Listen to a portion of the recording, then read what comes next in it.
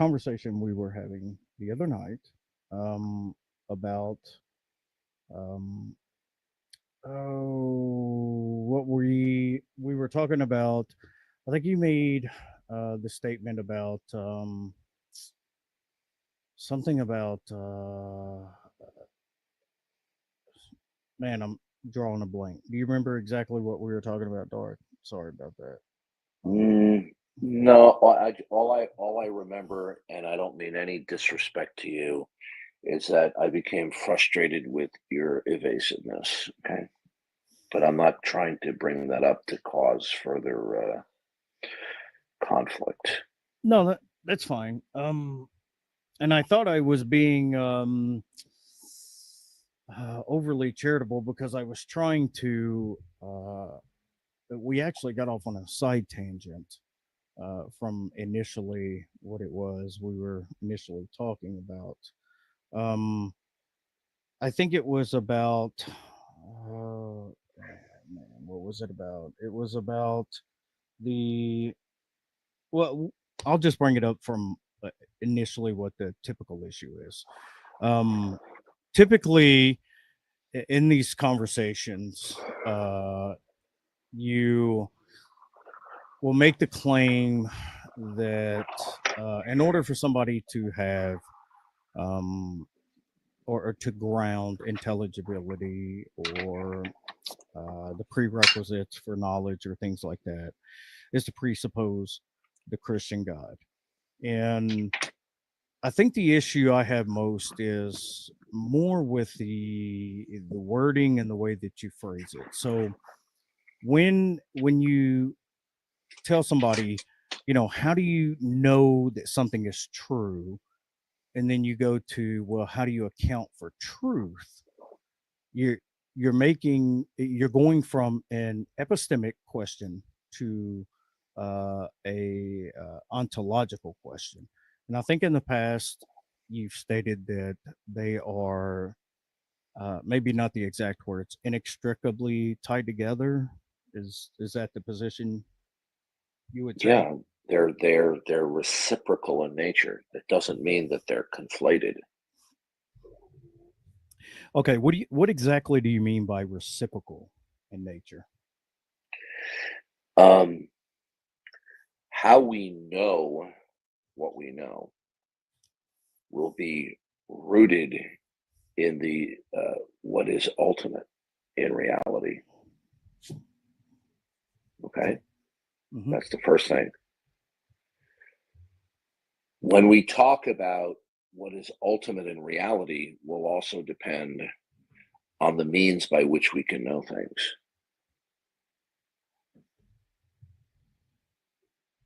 Okay. So would it be fair to say that if I say I know X is true, that's a epistemic statement. Um, it would have to be rooted in the metaphysical uh, ontology of what truth is. There's going to have to be an ontological grounding, or there's going to have to be.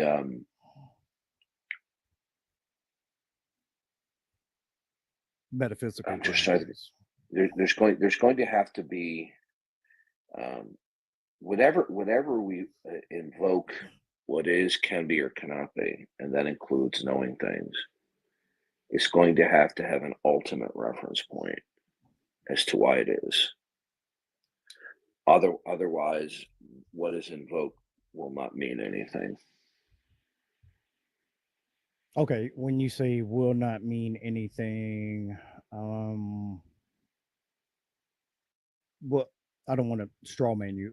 What exactly do you mean by won't mean anything? Um, Something or anything that is invoked um, will only be what it is, either because it is self-contained or derivative. It'll either because it's absolute within itself, being non-derivative, or it will be what it is by virtue of being derivative. So, in the Christian worldview, which you hold to, or you say you do, Hmm. um, the only thing that is absolute within itself and self-contained would be God Himself. So, consequently, everything that is not God is derivative in nature and cannot be, nor can it be uh, explained contextually without reference to God. Facts are going to require context. Okay. So if I was to say, um, if I just come at it from like a purely philosophical standpoint, and I have an entire epistemic framework put together, um, and then I can come back and then talk about the metaphysical grounding or the ontology of, you know, that epistemic framework. Could I have a fully worked out epistemic framework without necessarily going immediately to metaphysical grounding or an ontology for how those things exist? No, Okay, so this, and I think this is kind of the crux of the matter, because I come at it from, because my background is philosophy. So it being trained in philosophy first, you know, epistemology and ontology are two totally separate categories and fields. So I can when you spend, say, may I interject? yes. When you say they're totally separate, I'm not quite sure what you mean by that. Well, they're okay. So they're two totally different areas of study. Is what I Yeah, mean by it. they're different areas of study. Yeah, Okay. but that doesn't mean that they're not reciprocal. That they would depend upon each other. Okay. But if I'm just saying, coming from just a philosophical background, because I think this is where the conversations that we've had is where Can we've I had the. can I give you an illustration? Okay. Sure, go ahead. Suppose we had a pair of Siamese twins, okay, Hmm. and one of them possessed the heart, right, and the other one's possessed, let's say, another organ that, if it were to be removed, then they would both die. So, although they would be conjoined, they could still be considered distinct, but they would depend on each other for their survival.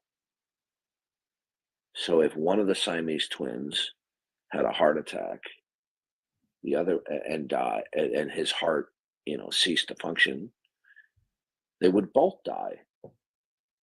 Or let's say one of the Siamese twins went into kidney or renal failure, right? And there was, no dialysis. Well, then they both die because they each possess something that the other depends upon for their being alive. Right. I understand. Yeah, I understand that, Let me the ask you this analogy. question. Let me ask you Yeah. this question. Hmm. In a hypothetical thought experiment in a world where all events are spontaneous, unrelated, and unconnected, could there be knowledge? Repeat that again. Let me make sure In I a heard. world where all events are spontaneously occurring and there are no causal relations between events, can there be knowledge? No. Okay, so that scenario is an ontology, is it not? Well, there is an ontological aspect and an epistemic aspect to it. No, no. Okay. Well, that's what I'm saying. Right, which is what I was So, getting at so, is.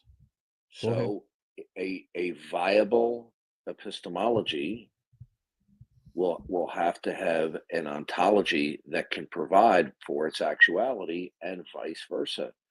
I could not invoke the existence of God unless God, as my ultimate ontological reference point, created a world that was conducive in order for me to come to know that he exists. Let me put it this way. Could I come to know the existence of God if God did not take the initiative to disclose his existence? No. Okay.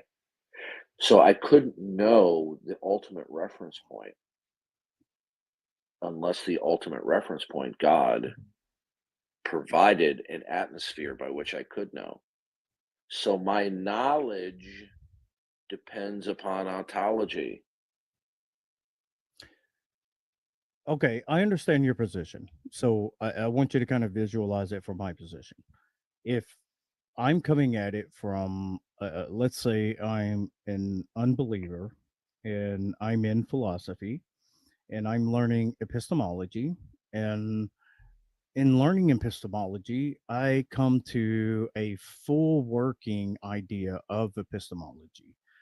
And once I get to, truth theories and things like that, then I can go from this working epistemology to, well, how do these things exist? Then we move on to the ontology. So when I say that we can have an epistemic position, what I mean is we can have an epistemology that we work out, and then we can move on to how these things exist, which would be the metaphysics, the metaphysical grounding, and we get into ontology. So if I'm talking to you and I say, okay, Darth, my epistemology is Bayesian probability. And I think that I have a high confidence that X, Y, or Z is probably true.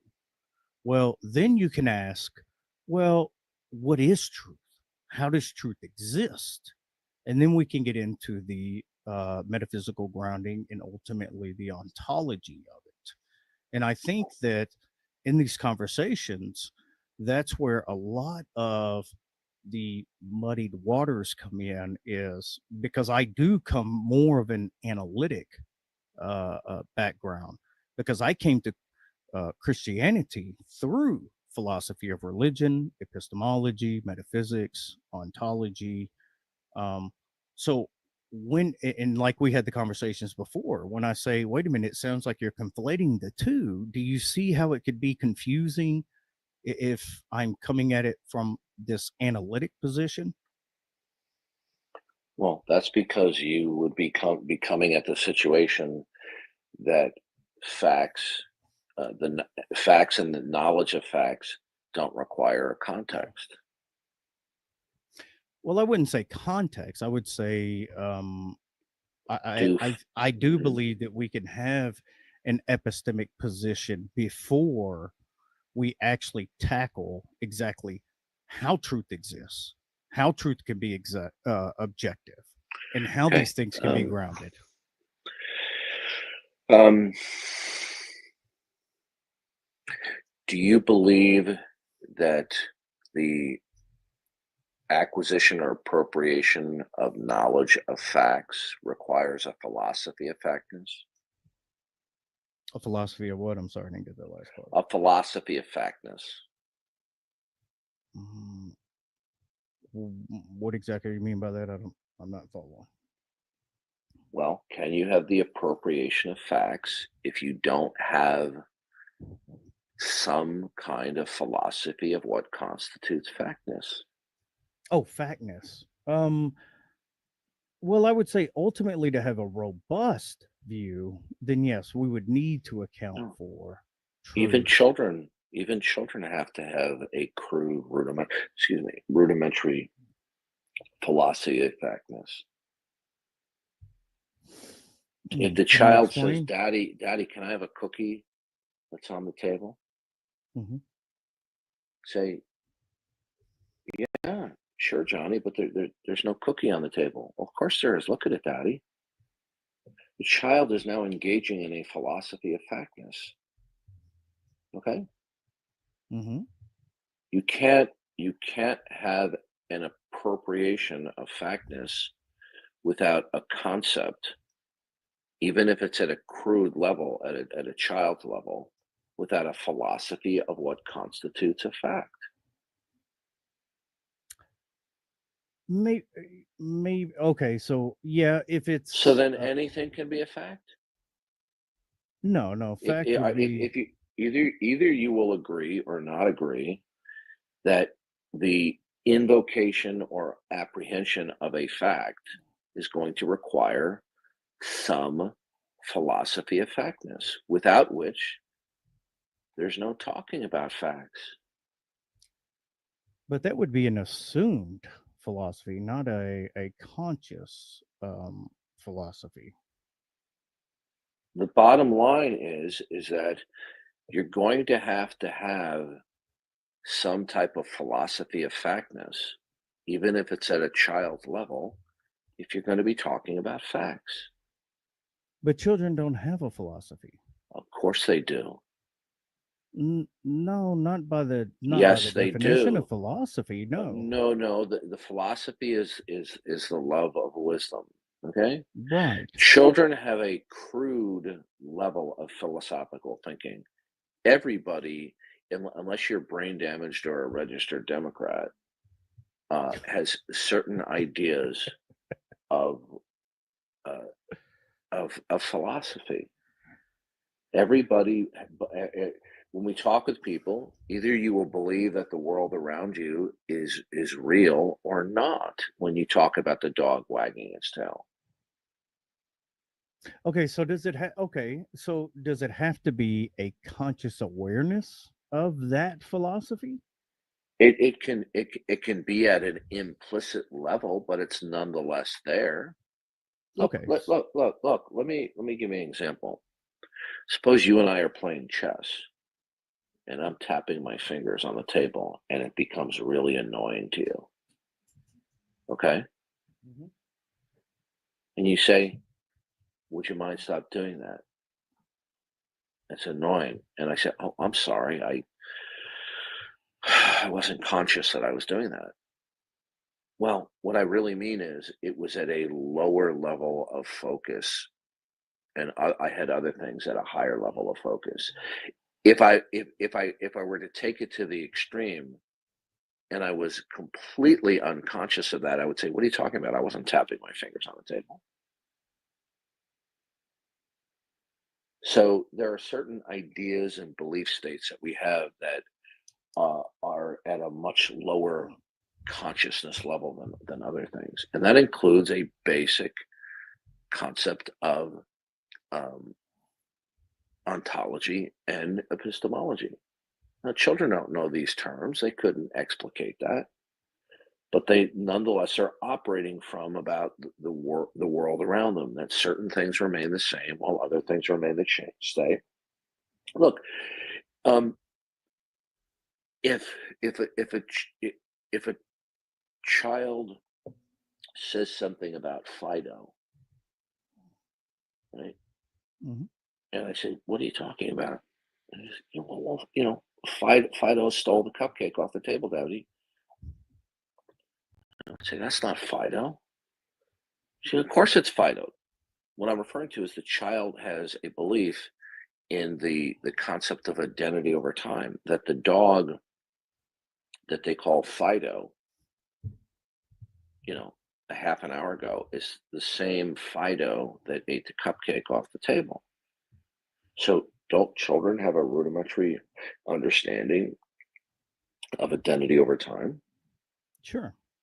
Okay. Well, that in part is a philosophy of factness, that things possess identity and they possess identity over time to even invoke it.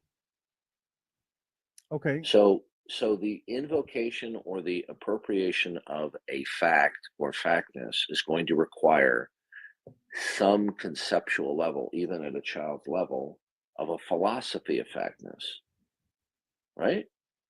Okay. But you can't have a philosophy of factness unless you have some kind of concept about the nature of being. Now, you'll Okay. either accept that last statement or you'll reject it. So, okay, fair enough. So, Which do you do? well, I would ask on that, um, when you came to the conclusion that we must presuppose the Christian God in No, can you order answer to that question, please? what? I'm sorry, what was the Because question? that's a change. I said either you're going to acknowledge that a basic philosophy of factness is going to require a concept of the nature of being or not. So, which do you do? Yeah, it would have some kind of maybe innate understanding of being. So, the knowledge of facts requires a philosophy of factness, and a philosophy of factness requires some ontology. Well, I wouldn't necessarily agree with that because you can So, have a a hold on, philosophy you of can have factness doesn't require a you concept of the nature of being at all. well, so a child can obviously connect A to B and B to C without ever thinking, contemplating, or assuming that A, B, and C exist for some reason. Of course they do. They just don't think about it in terms of the more intellectual and precise levels of thinking as older children and adults do. They do so at a very low. Do you know what tacit knowledge? Have you heard of tacit knowledge? Yes. Okay, Michael Polanyi is a philosopher. He wrote several books on this. He said, Hmm. "We know more than we can say." Right. Okay, how many times have you and I, because I consider you a smart guy. We butt heads from time to time, which is okay, but Hmm. I consider you, a fairly, intellectual person. Sometimes we get tongue tied attempting to express what we're thinking. Okay, Sure. and there's even levels of artistic skill that even people who hold great skill in these areas that cannot be expressed in words but are learned through just simply doing. It's called tacit knowledge. Hmm. So even little children have tacit knowledge of the nature of being. They may not be able to articulate it at an adult level, but they have a rudimentary sense of a nature of being. Sure. What if I said to a child, Daddy, can I have that cookie? What cookie? Well, right there, Daddy. What are you talking about? Well, I see the cookie, Daddy. Okay. Yeah, and I say, well, I know you see the cookie, but that doesn't mean it's there. The child's going to think I'm going crazy Hmm. because the child has a concept of the nature of being, that what the child sees corresponds to what is. Hmm. So even a little child has a concept of the nature of being. They have a rudimentary or crude philosophy of factness, which in turn provides them with the ability to talk about the cookie on the table. Sure. Okay.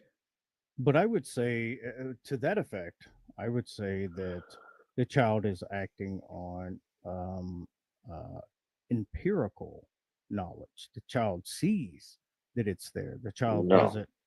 no. Okay, why not? When I say no to that, I'm not saying that the child doesn't employ reasoning from their senses, Hmm. but there are certain ways of thinking that are innate, that are God given, um, that how little children. I'm trying to think of how to put this.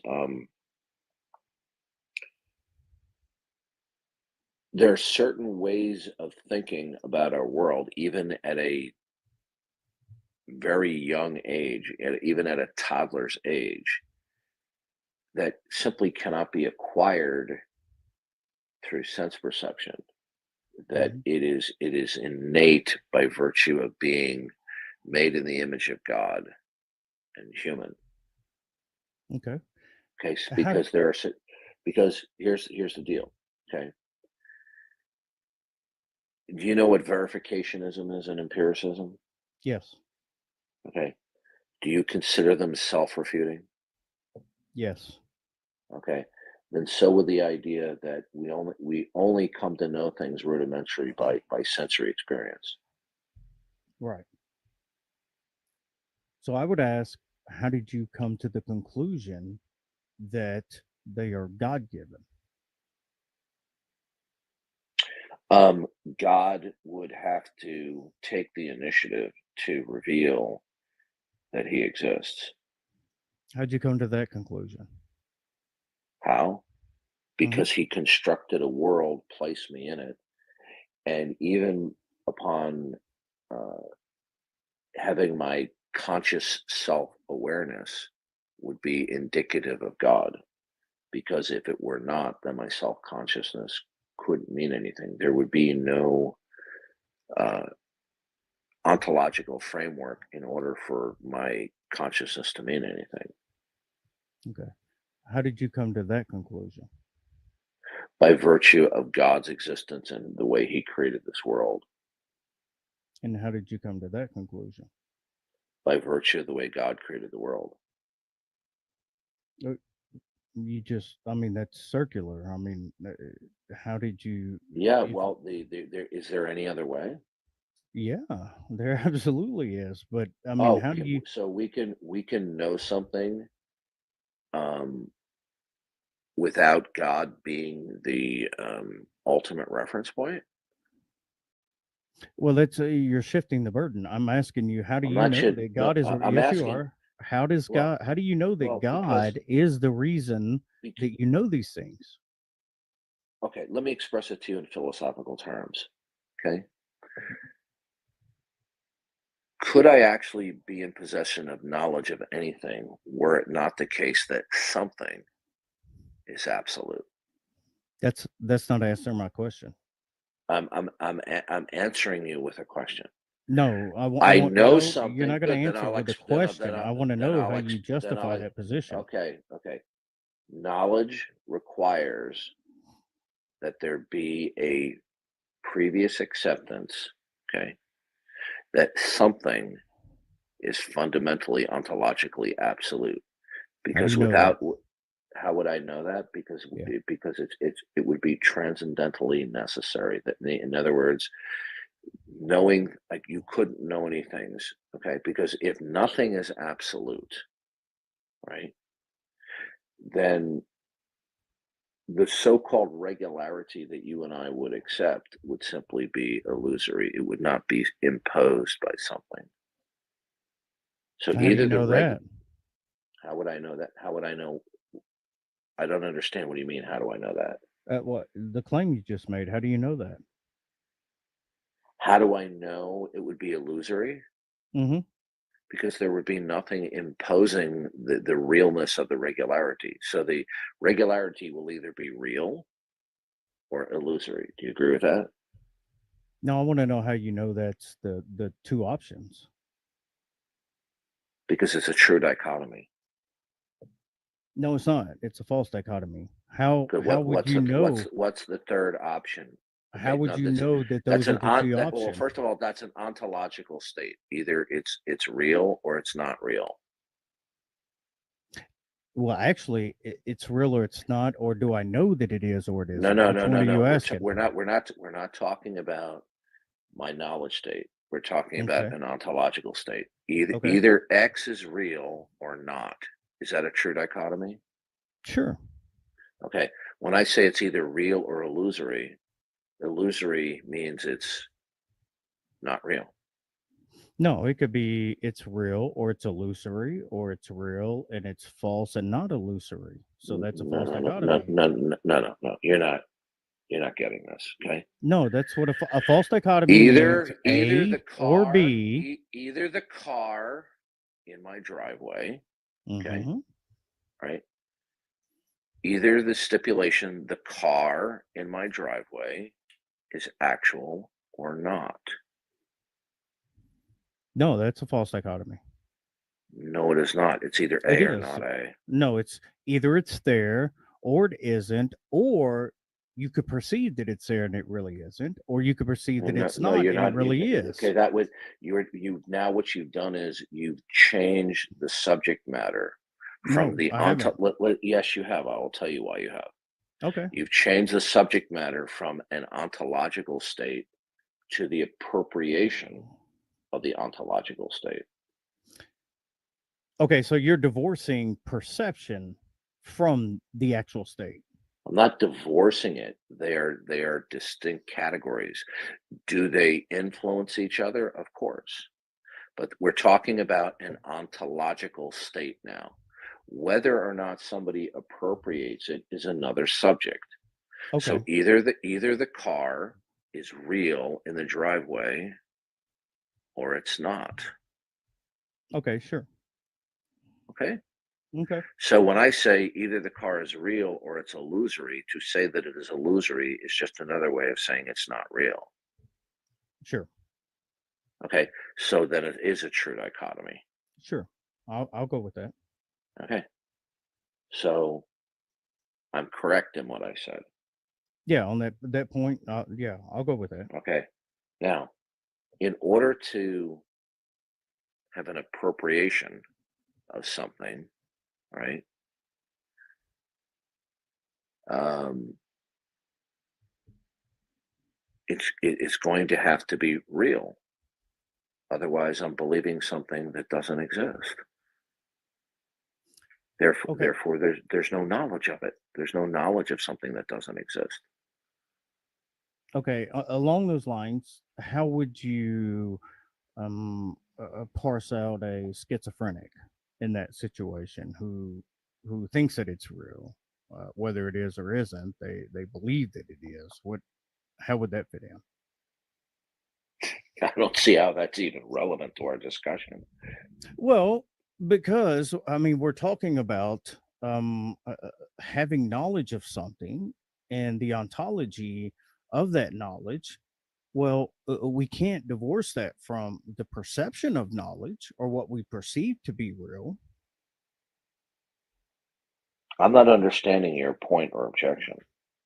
Okay, so let's say that it is the case that there is a car in the driveway. Well, we have the ontology of it, which you clearly stated was either it's there or it isn't. And then we have the psychological position of whether we perceive the car there or not, or the epistemic position that we know it's there or it isn't. So if I'm a schizophrenic and the car is not there, but I perceive it there, how does the ontology play in to that perception or the epistemic position? The ontology there, um, there's no epistemic appropriation there. The person is crazy. They're having an experience about an ontology that is not there. They're hallucinating.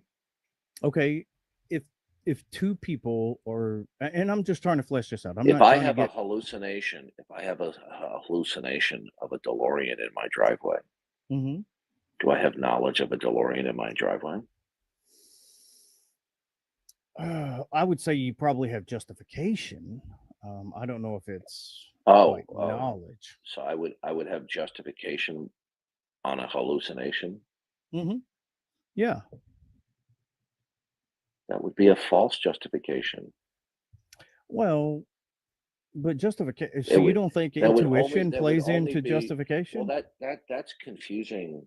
That's confusing an actual justification with a putative justification. Can you explain the difference? Yeah, I go into McDonald's and I pay for my cheeseburger with Monopoly money.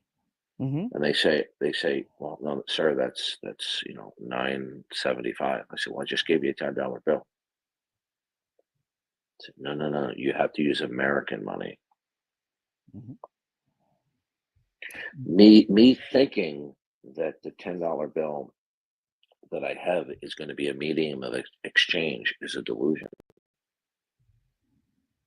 But you don't think that the person having that delusion is justified in believing that? Um, I would say no. They're Well, they're deceived. They're deceived. but right. It is a putative justification, but not an actual justification. Okay, so you're gonna, instead of giving me an example, can you parse out the difference between the two? Okay, Because in epistemology, what? I'm just familiar with justification, not the distinction between the two. Well, there can be actual justification where it actually follows through, and there's putative justification where it wouldn't necessarily follow through. What I thought was a justification is not. The farmer looks out into the field, and the field dips down, and below the horizon level is a sheep that he knows he has. Hmm. But some practical joker put a cutout of a sheep in the field above the horizon level. Okay? Hmm. The farmer looks out, he sees what appears to be the sheep, and he decides that his sheep is in the field. But what he sees is not his sheep. It's true that the sheep is in the field, but it's below the horizon level, which he cannot see. So, does he actually have a justified true belief? Well, I mean, that's just a Gettier case. That's just showing you how it can be true I and not know. have justification. Right, right. It is a putative justification that doesn't hold up upon examination.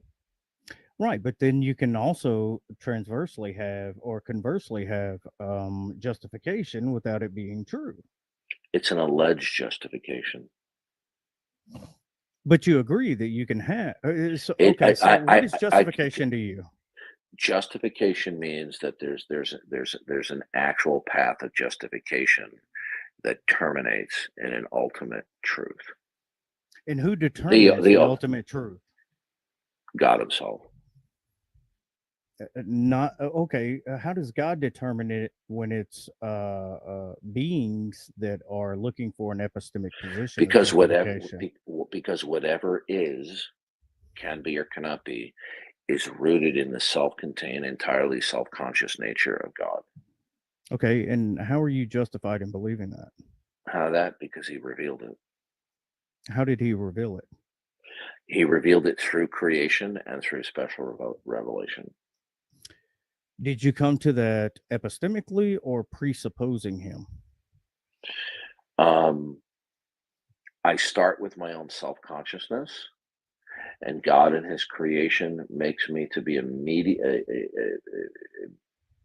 aware of His existence because of my own self-consciousness, even before I even think about my sensory experiences. Because either it will be the case that my consciousness is creaturely or not creaturely. If it is creaturely, then my self consciousness is what it is by the mind, the purpose of the self contained uh, and purpose and plan of God. The alternative is that my self consciousness would have no context for what it is. And if it has no context, my self consciousness wouldn't mean anything. And how do you They, separate that from delusion? I don't understand your question. How do you know that you're not just delusional, that God revealed this to you? What I'm saying to you is that you only have two alternatives. Okay, when it comes to your immediate self consciousness or your proximate sense experience, that either they are revelatory from God and of God or not. Would you agree with that dichotomy? What I would ask, how do you know they're revelatory? Would you agree with that dichotomy? Well, I would ask if, how do you know they're revelatory? Were you repeating yourself? And I repeated my question because you didn't answer it the first time. Right, right, Do you because you agree with the avoided my question. No, I'm not avoiding your question. I answered your question by saying that when I am contemplating my own self-consciousness, okay, Mm-hmm. either I will reckon it to be as creaturely or not. Now, do you accept that dichotomy? No. Okay, well, here's the problem. Okay, Mm-hmm. there's not a third category for your self consciousness to be in because all I've simply done is plugged in values for the law of excluded middle. It's either Okay. A or not A. Right. And how do you know that this God exists? Well, Th- first of all, how I know it is a separate question. What we're talking about is when I contemplate and reflect on my self consciousness, I will, at any given moment, I will reckon it in an ontological state. How I have come to know that is another issue. So, one, in terms of their self consciousness in any given moment, either at a higher or a very low implicit level, will reckon my immediate self consciousness as creaturely or not creaturely. Do you accept that dichotomy? no, you just contradicted yourself.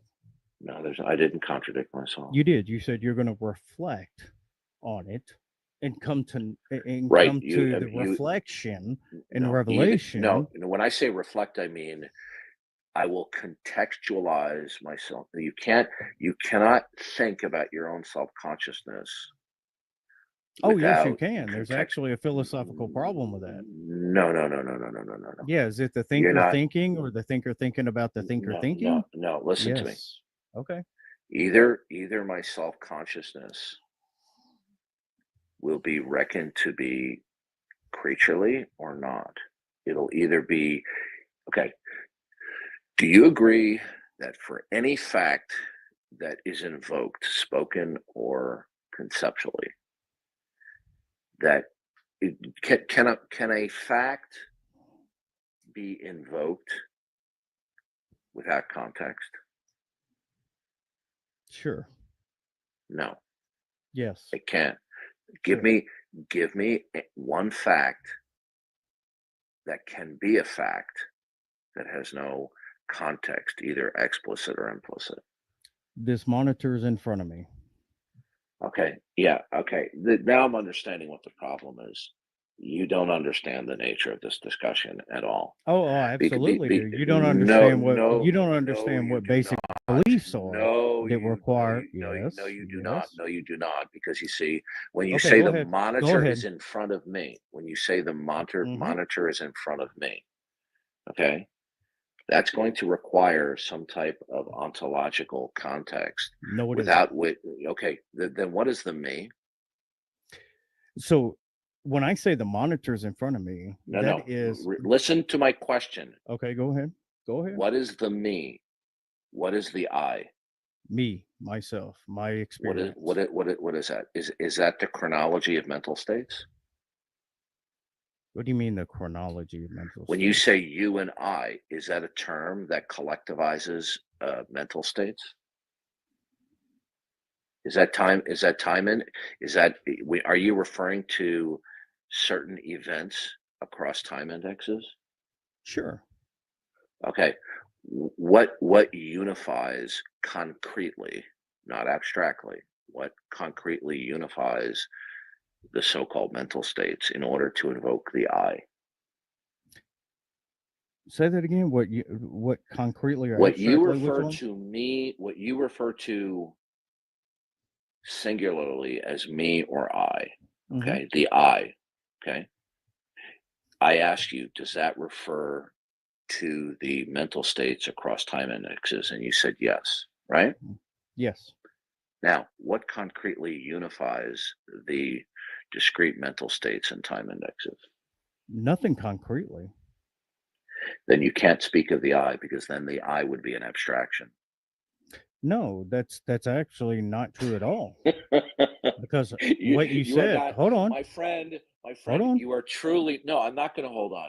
Yeah, This you're is going going to hold right. on. This is Okay, going go ahead. right over Go your ahead. What do head. you think? What do you think? You No, are. go ahead. This What is do you going think? right over your Sure, head. sure. Go ahead. Okay. Do you understand the difference between concrete and abstract? 100%. Yes. Okay. Now, is there something that concretely unifies the mental states in each time index, or is the grouping of the mental states into the unification an abstract unification? Yeah, I don't think you understand concrete and abstract Can you because please because answer wait my a minute, wait a minute. question? Yeah, because Listen, if you're there's going, nothing listen, concretely about if a you mental state. you're bickering with me, you're not Go focusing. ahead. Okay, Go ahead. listen Go ahead. carefully. Okay, Okay.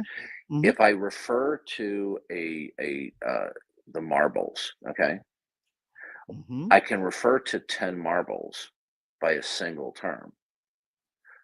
But either the grouping of the marbles is concrete by something that is concretely real That's that false. unify. Oh, no, it's not false because you It see, absolutely is false. I could have a paper bag. Is a paper bag something that's concrete? Yes. And could I unify the marbles by a paper bag? The concept of marbles is abstract. It's not concrete. Listen to me. Listen to No, me. listen to me. Does the paper bag concretely unify marble number 1 through 10? All 10 marbles in there would be 10 marbles. That's concrete, and the bag is concrete. Yes. Is the bag concretely unifying marbles 1 through 10? No. Yes, it is. No, it isn't, because the So concept all of the marbles. multiples, the Okay, listen. concept of multiples I is an didn't. abstract. I didn't say multiples. I said marble You said one. Marble. marbles. That Marbles is an that's abstract right. concept. That is a truncated. That's an abbreviated form of me saying marble number 1, marble number 2. It's I can still say to you, abstract. I don't care how you truncate it, it's abstract. listen to me. Would you like me to rephrase it? Because Sure. now you're being a clown. Okay, go Okay. ahead. Yeah. Okay. If we have marbles 1 through 10. Okay. Mm-hmm. Okay. If I say, does the bag concretely unify marble number 1, 2, 3, 4, 5, 6, 7, Mm-hmm. 8, 9, 10? Does it concretely unify them? No. Yes, it does, because the marbles are in the bag, right? No. So now you're going to listen to me. No, when you go from individual marbles, which is a concrete thing, to the abstract of marbles, which is the plural of marbles, that is purely abstract. Go ahead, unmute.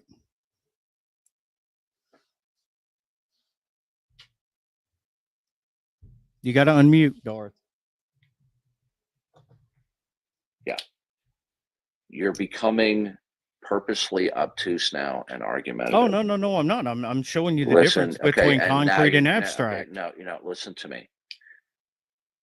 Does the paper bag collectivized marbles 1 through 10? What is collectivize? Okay, if you're gonna pull this bullshit, I'm gonna leave. Okay, I'm Okay, not gonna play then this you, little game, this little right, childish because little you don't game. understand the difference between concrete No, and listen, abstract. listen to me. I'm gonna tell you one more time. Go If ahead. you don't Tell me one more stop time. this type, if you don't stop this childish adolescent bickering mode, I'm going to leave. Now, I asked you a direct question. Okay. If we put 10 individual marbles in the bag, 1 through 10, are they collectivized in the bag? Before I respond with the same answer, what Yeah, do you mean look, by dude, collective? dude, Hold on, hold I'm on. What do you not. mean by Listen to me. collectivized? What do you mean by Okay, collectivized? okay. Listen to me. You're now purposely No, playing what do you word mean by games. collectivized? Last chance. Listen to me carefully. Collectivized. Just define okay, that for me, please. Listen to me. If you keep on with this bickering mode, I've already gave you 3 or 4 warning shots that I'm getting frustrated with your bickering. You're not warning that. Okay, What do you mean by collectivized? That's what I thought. That coward. That's exactly what I thought. God, man.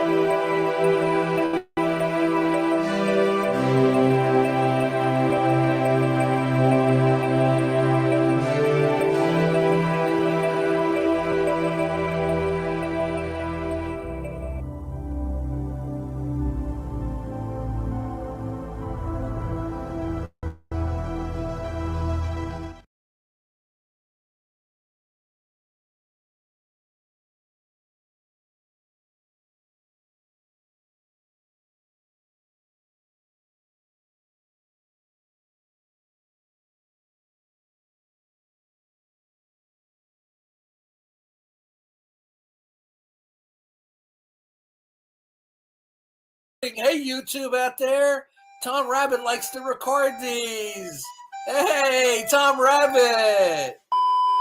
But if they can do that, then they can show us why the words of Gabriel and the words of Jesus are wrong. Would any unbeliever like to challenge the putative declaration of Gabriel or Jesus? Absolutely, sure. I didn't hear what you said. Well, I said sure. Yeah, I mean, it's pretty easy to show that that's false. Okay, go ahead. Yeah, so, I mean, we're talking about modality here, right? Statements like something is possible or impossible. No, I'm talking about what is metaphysically possible and not possible.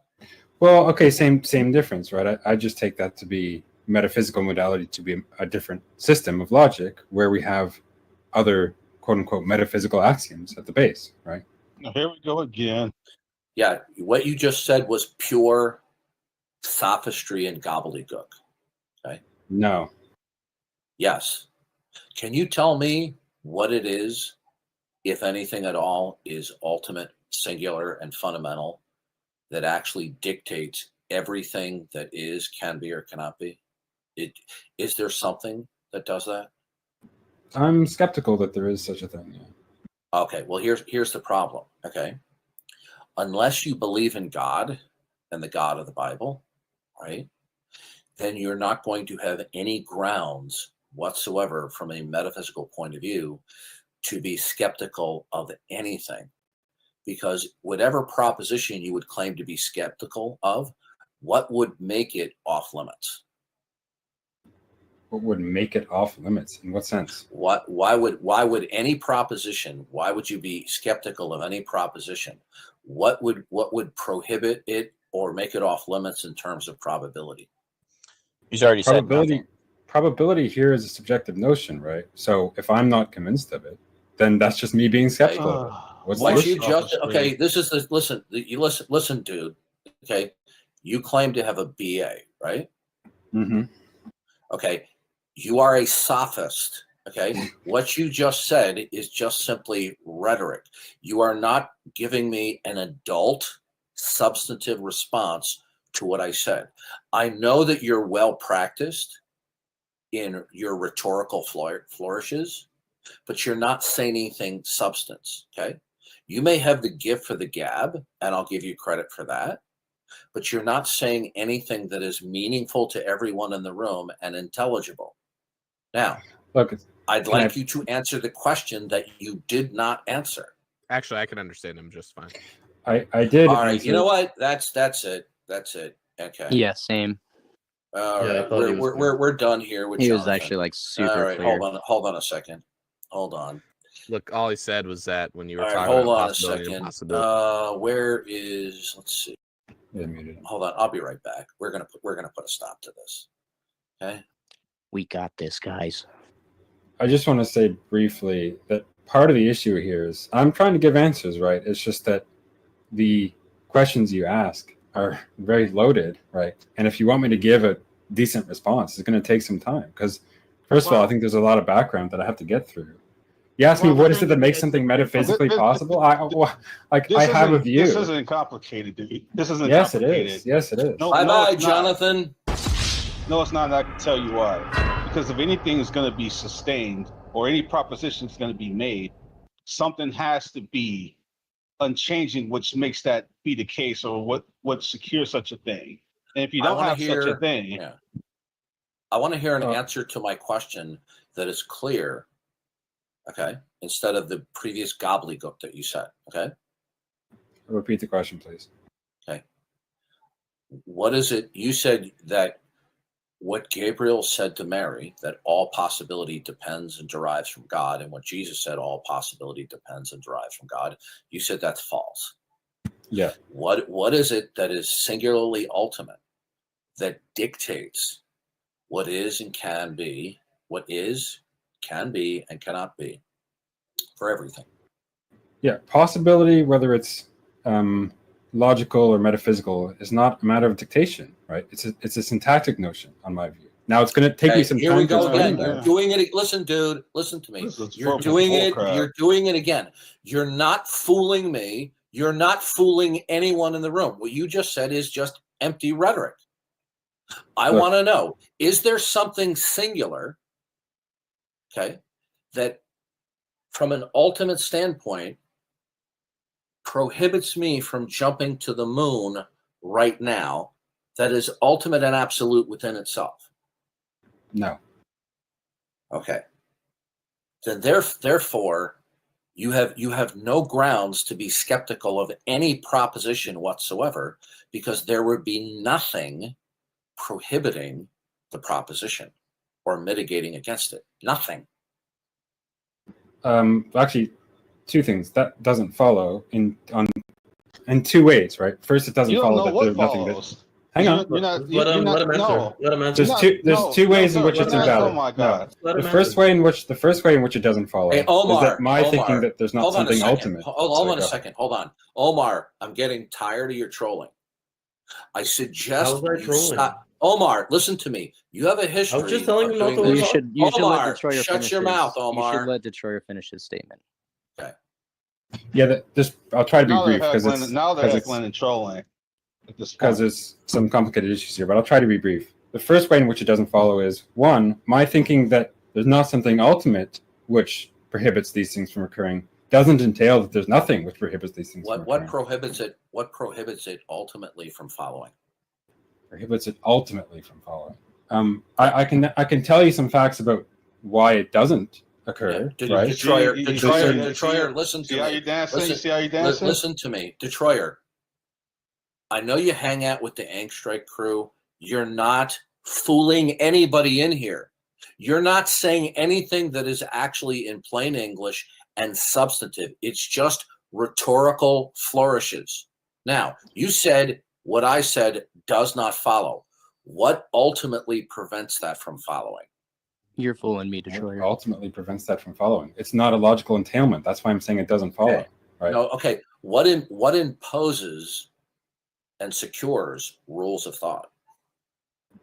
Rules of thought, on my view, are more or less conventions, right? Okay, I'm not so saying then all you're then when you say what I say does not follow, Mhm. all you're saying then is that it's at odds with the conventionality that you have selected. Well, it's a conventionality not just that I have selected, but philosophers have selected, It that we have doesn't matter. It doesn't matter. All you're just simply saying is you're making an argument ad populum, okay? That it doesn't follow because it does not cohere with what a plurality of people say. It's not just because a plurality of people say it, right? These are the systems of logic that we use, right? And there's particular pragmatic reasons for why we use them. Are these okay? Are they conventional or not? Yeah, in a sense, yes. No, it's not. Good. Then they're not absolute. They're not universal, absolute, or universally binding. They're just social conventions. Okay, like monopoly rules. Okay. Yeah, in a sense, yes. In another sense, no. No, listen, dude. You see, this is why I'm hard on you, because you are purposely deceitful. And when you say you have the gift of the gab. Now, here's the bottom line is, you just said the rules of thought are conventional. So when you say it does not follow, all you're just simply saying is, my line of reasoning does not conform and cohere to a certain plurality of people that you look up to. That doesn't mean, therefore, that it doesn't follow. It just means that what I'm saying doesn't cohere to what other people say. And all that's not what it doesn't. Did you not say what I said is false? Yes. Good. False according to what standard? A plurality of people? No, part of the point is not that it's a plurality of people that believe it, right? These are the systems of logic that are in play. These are what we're using when we make logical assertions. All of these systems of logic, are just simply conventionalities like monopoly rules. These are just simply the agreed upon rules. There's nothing that's absolute, universal or invariant about this. These are just human customs. And all so in other words, if what I say is inconsistent with two or more people holding to a custom, that makes what I say is false? No, And no. all we would have to do That's not. is change. All we would Okay, have to do is when change it the says, rules. hold on, John Locke. So when Shut the Jesus fuck said up, Tom Locke. all possibility resides in God, you said that was false, correct? Yes, and the way I'm Okay, interpreting so that statement now, is hold given on a what we second. actually mean by Hold possibility and on, impossibility. Let hold him on, let motor Detroit mouth. explain. Okay, shut your mouth, good boy. Now, when you said what Jesus said is false, is it false if and only if, because it doesn't cohere to a plurality of that holds to a conventionality? No, it's false in the sense that understanding those terms in the way we use them today, right, in modal logic, it doesn't follow, right? It's clearly. Okay, will you let me show him stop? Will you false. stop? You know what, dude. Well, look, listen, if he's using it in a different way, ask you a then that's question. fine. I'm going to ask you a question. Okay, is there any a time that you cannot just bullshit? Can you talk like a real human being? Look, You're not I'm trying fooling to me, simply dude. explain these No, ideas. no, you're not. But they're Stop not. lying. They're not no, simple. You're a liar. You are a liar. Okay, you're not fooling anybody. You're just spewing out rhetoric. You know it. I know it. Everyone in the room knows it. Now, are Jesus' words absolutely false and not true because they conflict with what a group of other people think and say? It's not that they conflict with what a group of other people. Okay, if you don't right? fucking answer the question, you're going to be done. I just asked you a simple question, and you're going to be done, Jack. I said no. I don't like what. Like I don't. I'm trying to understand what you didn't like about my answer. Jesus' words are false outside of conventionality. You seem upset. No, the meanings of these terms. Mute Cicero. Thank you. Right, the meanings of the terms are going to be not outside of conventionality. Okay, we're done. We're done. Okay, we're going to move on. Detroyer purposely has drunk well from the Ankh strike. Is this Darth Room? What's going on? Okay, yeah, mute Andricus. Okay, What are these mutes by proxy? We're gonna add you to the list, Andricus. Okay, and the reality is, no. What's going on here? I'll tell you what's going on here. Okay, I've had it with you're you trying to own the servers. Atheist troll. Mute him. Okay. No, what I've had it with you hecklers and trolls. Okay, and because the leadership of the server values me more than your dumbass heckling trolls, that's why you're getting server muted, because you're not respectfully attempting to join the conversation and disagree. You're just heckling and trolling because you're a bunch of cockroaches. That's why you're getting server muted. I was just trying to say, like, all you'd have to do is change the rules of conventionality in which any statement could follow at any time. Yeah, so it's pointless talking with Detroyer. Every single conversation, every single one that I've attempted in good faith to have Detroyer, all he wants to do is just run his mouth, okay, like he's giving a community college lecture. And he's not saying anything really substantive. First, he tells me what Jesus said is wrong. And then he says, well, it doesn't follow. Well, based upon what? And then he makes an appeal to the conventionality of what philosophers say. Oh, these are the systems of logic. Well, the fact that Jesus statement doesn't cohere with the conventionality doesn't make it false. It just means that they're at odds with each other. And then he seemed to backtrack and say, well, it's not due to conventionality, but why would you bring conventionality up then if it had nothing to do with the point? There's no relevance to you bringing it up in the first place. This is why it is pointless talking with somebody like this. It's because they're absolutely shameless, and all they care about is just throwing rhetorical flourishes and not talking in plain English. I understand what he's saying, but he's not really saying anything of substantive. It's just want. He said what Jesus said is false. Based upon what? And then you all heard him. He said the systems of logic that we use. Okay, remember when he said that? And then he said that these systems of logic are conventional, which means that they're not absolute. universal, and invariant. They're just simply what a collection of human beings have adopted as a kind of common language, okay? Or style of reasoning. It's not that something's intrinsically false. He just says it's false because it doesn't cohere. Now, first of all, show me, so philosophers know what is ultimate? Show me a group of philosophers out there who collectively will stipulate what it is that's ultimate, that's not God, that in turn dictates everything that is, can be, or cannot be. This shows you the absolute insincerity of Detroyer. Okay? I'll just ask you one more question, Detroyer. Do these philosophers that you said falsified through the logical systems that they employ, do these philosophers individually or collectively espouse what it is that is ultimate, dictating everything that is and can be and cannot be? Do they espouse that? I think the vast majority probably don't, and certainly there's no collective. Okay, espousing. game over. We're done. Okay, you've now cut your own throat. We're done. We're done with you because you've now revealed you're a bullshitter.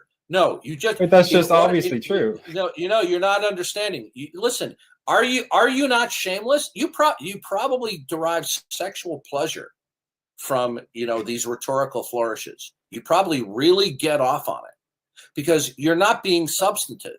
If you're going to say that something is false, okay, and you say, oh, well, because it's at odds with the conventionality of philosophers, then when Jesus says God is ultimate, dictating all possibility, then they're going to need to espouse what is ultimate metaphysically, okay, that dictates everything and that will define what is, can be. But you just said they don't.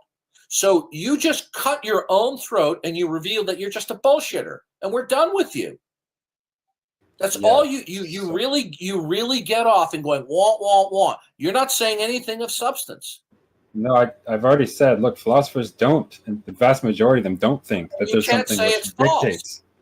How do you say that when Jesus said all things that are possible, okay, and I like to formulate it as what is, can be, and cannot be, depends and derived from God, okay? So, okay, in order for you to say that that's false, then what follows from that? Remember when you said something doesn't follow? Okay. What follows from that is that God can't exist. Do you realize that?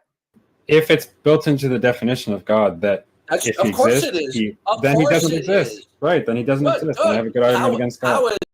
How is it that what is ultimate and absolute, the source of what is, can be, and cannot be, is not God? Have you determined what that is? Yes, because what makes something possible, I already explained it. Whether something is possible or impossible. I want to know. Syntactic notion. What is it? What is it that makes it possible for the behavior of all electrons in the galaxy? What is it that ultimately imposes what that is? What is it?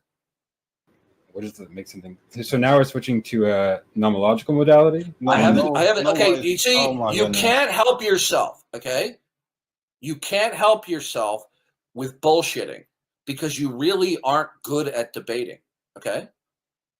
Now, if I'm given 10 seconds at a time to explain complex philosophical issues, and you don't like my responses, then we're not going to get anywhere. What is it? Listen to me. What is it that imposes the actuality and the continuance of the moon, and what is it that imposes and secures why there are photons traveling in space emitting from stars coming to Earth? What is it that ultimately institutes and secures that? What is it? So that's just going to be the powers of certain things. The causal. I want an answer to the question. I'm not going to relent. Oh, so there. Okay, so in other words, there is what you just communicated to us is that there is nothing singularly ultimate instituting and securing what is, can be, and cannot be. Is that correct? I've already asserted that. Correct. That's weird because just a minute ago he said he had identified what's ultimate. Okay, but here's the problem. I denied that. Here's the problem. Here's the problem then. Okay. Then what you are saying is, right, is that what is ultimate that institutes and secures what is, can be, and cannot be for the set of all real things is the set of all real things. That's your position. No. Okay. So are each of the discrete particulars that exist, okay, what institutes and secures what they are? Is it themselves, or is it something independent of themselves that's ultimate and singular that poses that? Is it that each discrete thing is simply what it is? This is a weird question. Yeah, of course, everything No, is. it's not a weird question. It's not a weird question. This is ridiculous. It's not a weird question. It's a legitimate question. It's not weird at all. I'll try to answer it. I'm not sure I quite understand. Out of all of the plurality of particulars out there, and what they are, even in terms of their relationship with other particulars, does each unique discrete particular, is it what it is simply by virtue of itself and nothing independent of itself? Well, some of its properties are relational. So in that case, yes, it will depend on. That's not an answer to my question. Okay, so do you believe that each discrete particular is a se, meaning it's absolute in and of itself? Absolute in and of itself. I'll say in other words, meaning it's unconditionally non-dependent. If that means that it's uncaused, among other things, then no. Plenty of things are caused. Oh, okay. So each of the particulars, okay, are there any particulars that are unconditionally non-dependent and absolute within themselves? Well, if all that means is that there's other particulars that are uncaused, then yes. But if it means something more than that, okay, and how did I'm not sure. And okay, so in other words, you don't know that there's anything controlling everything, then, right? I don't know if there's anything controlling everything. There's nothing singularly controlling each particular or event. There's nothing singularly governing each and every. He already said there's nothing ultimate. You already said that. But you didn't tell us how we determine. Good. Therefore, but hang on. I could accept that there could be something of this sort. I didn't ask you what you could accept. Okay. You see, this is how shameless you are. You are absolutely a shameless individual. You're a college graduate, and you behave in this deceptive manner. I was pointing out to the other guy that my denial of something ultimate in the way that you defined it earlier doesn't entail that I think is there something that singularly dictates what is and can be for each member of the set of all real things? No. Okay. So then what determines at any given time index? Well, wait up. How did he determine that there's nothing ultimate that singularly institutes that? Yeah. How did you is that just some bullshit? How did you figure that out? So it's going to come from my views about how modality works, right? And how stop with the. Okay, you know what? I don't want to hear you talk about modality. So you just made it up. Okay, you're bullshitting. I don't want to hear about modality. Okay. Well, you're asking about possibility and impossibility. How am I supposed to answer that without talking about modality? What I want to know is this. How did you determine that there is not something singular imposing what all the particulars are that are not the ultimate? How did you determine that? So if imposing here is causal, that I haven't determined that there's something that didn't. Okay, so you're bound and determined to be a lying scumbag and not answer my question. Thank you. I'm trying to give different interpretations. We're done, sir. You put it on full display that you don't want to have a grown-up conversation. You just want to bullshit. Okay? And I'm calling you on your bullshit. Yelling. Okay? I talk with people every single day. I've been doing this for 10 years. Out of all the people that I've talked to, you probably have to rank in the top 15 or 10 people that are bullshitters, who you run your mouth and you don't say anything of substance. Okay? Now, I asked you, how do you know that there is nothing singularly ultimate that is dictating to all of the plurality of particulars that are not ultimate what they are in any given moment? How did you determine that? Last chance. The question was what, and the possibility and impossibility, and I determined that by an conceptual analysis of modal terms. Okay, right? bye. We're done. Mute his done ass. He determined it by a conceptual analysis. Okay, hold on, Tonlock. Hold on a second. He determined that by a conceptual analysis, No, folks. Darth. Hold on, Darth, please, Darth. don't interrupt me. That's a I'm on regime of validity. Okay, That's a listen to regime me. of validity, sir. Listen to me. I'm on a roll here. He determined that there is nothing ultimate dictating to all the plurality of particulars that are not ultimate, what they are in a given time index, by a conceptual analysis. You see, he is an incorrigible bullshitter. That doesn't mean anything. It's a conceptual analysis.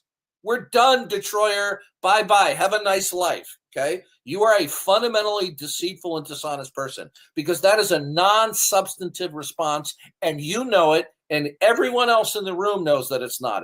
I do it by a conceptual analysis. That doesn't mean anything. And you know what he'll do? He'll just run his mouth with more empty rhetoric like that. And you know why I get pissed? Okay? It's because I have an expectation that somebody will be truthful. Okay? They'll be transparent. And they're not trying to engage in double talk. Okay? For those of you who might be interested, there's a really good book. It's called Double Talk or Double Speak. Okay? It was written like 20, 25 years ago. There's a second edition of it. Okay? Okay? Can anyone tell me, okay, other than the bullshitter Detroyer, could anyone in the room tell me what he means by conceptual analysis? What a conceptual analysis is and how you could determine that there's not something singular ultimate by a conceptual analysis? How do you do that? I think he means that he thought about it really hard. I think that's what it means. That's a meaningless statement. Yeah, it's bullshit. That's a meaningless statement. It's unvarnished horse hockey. I mean, he kept bringing up this issue about modality, but the bottom line is you would have something to secure the features of what can make a modal statement or what can make modality in general. If there's nothing securing what makes modality, then you can't even talk about modality at all. Okay, I'm so sure you can find every it on time, Wikipedia if you don't understand it. every time. Okay, what is the conceptual analysis? Can you tell me how do you have a conceptual analysis to determine what's ultimate? How do you do that? I mean, finding the fundamental parts, I suppose. Bullcrap. Unspecified bullcrap. White knighting for a bullshitter who is a BA in philosophy doesn't make you look good. You didn't let him answer. Like, he literally just over-talked. Okay, didn't I tell you not to talk with me? You did, okay. Yeah. Okay. Now you're not going to be in a room where I'm present anymore because you will not control yourself. Okay. Hold on. Having a BA in philosophy don't mean that people can't see through your bullcrap. Because he obviously wasn't given like answers that people can digest in English. How did you determine? Yeah. How did you determine that there's nothing singularly ultimate dictating each and every particular or discrete state of affairs or entity? What it is, can be, or cannot be.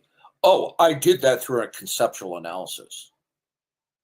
Well, hold on. That's empty rhetoric. Well, hold on a second. That was a meaningless statement. It was obviously sophistry. This is what he does all the time. And by the way, for those of you who are new in here, okay, I'm not just flying off the handle. I've dealt with this guy on several dozen occasions, and it's the same thing every time. It's like these flat earthers. They get off in trying to bamboozle people with false physics. Okay, he gets off in just spewing out philosophical mumbo jumbo that is non-substantive. Okay, I did it through a conceptual analysis. What does that even mean?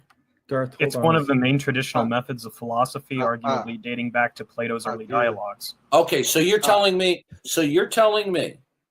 is there any philosopher out there, Cicero, who has determined what it is that the realm of reality is not? They have fundamentally determined that there is nothing singular controlling or instituting what is, can be, or cannot be. Wait, I'm agnostic on that. I was just telling you conceptual analysis. Have they? Oh, whoa! What other screen name have you gone by? Are you Pogan? John Romero. Who was speaking? Well, am I talking to Cicero? Yeah, what's going on? Okay, yeah, it's Pogan. Yeah, Cicero's Pogan. Yeah, mute Cicero. Okay. Pogan is a super stalking troll. Okay. Do not allow him to be in a room with me. Okay. Add his name to the list there. Okay. Yeah, that's Pogan. Okay. Darth, I have a quick question. Analysis of a modal construct. That's what you can just say any type of BS. I stipulate an analysis of a modal construct in my epistemological quagmire. Yeah. That's just a bunch of rhetoric and bullcrap. Yeah, Detroyer's the grandson of Dr. Irwin Corey. I was just going to mention that if Detroyer can explain what he meant by conceptual analysis, then what's the problem? Like, what the problem where do we go is, from there?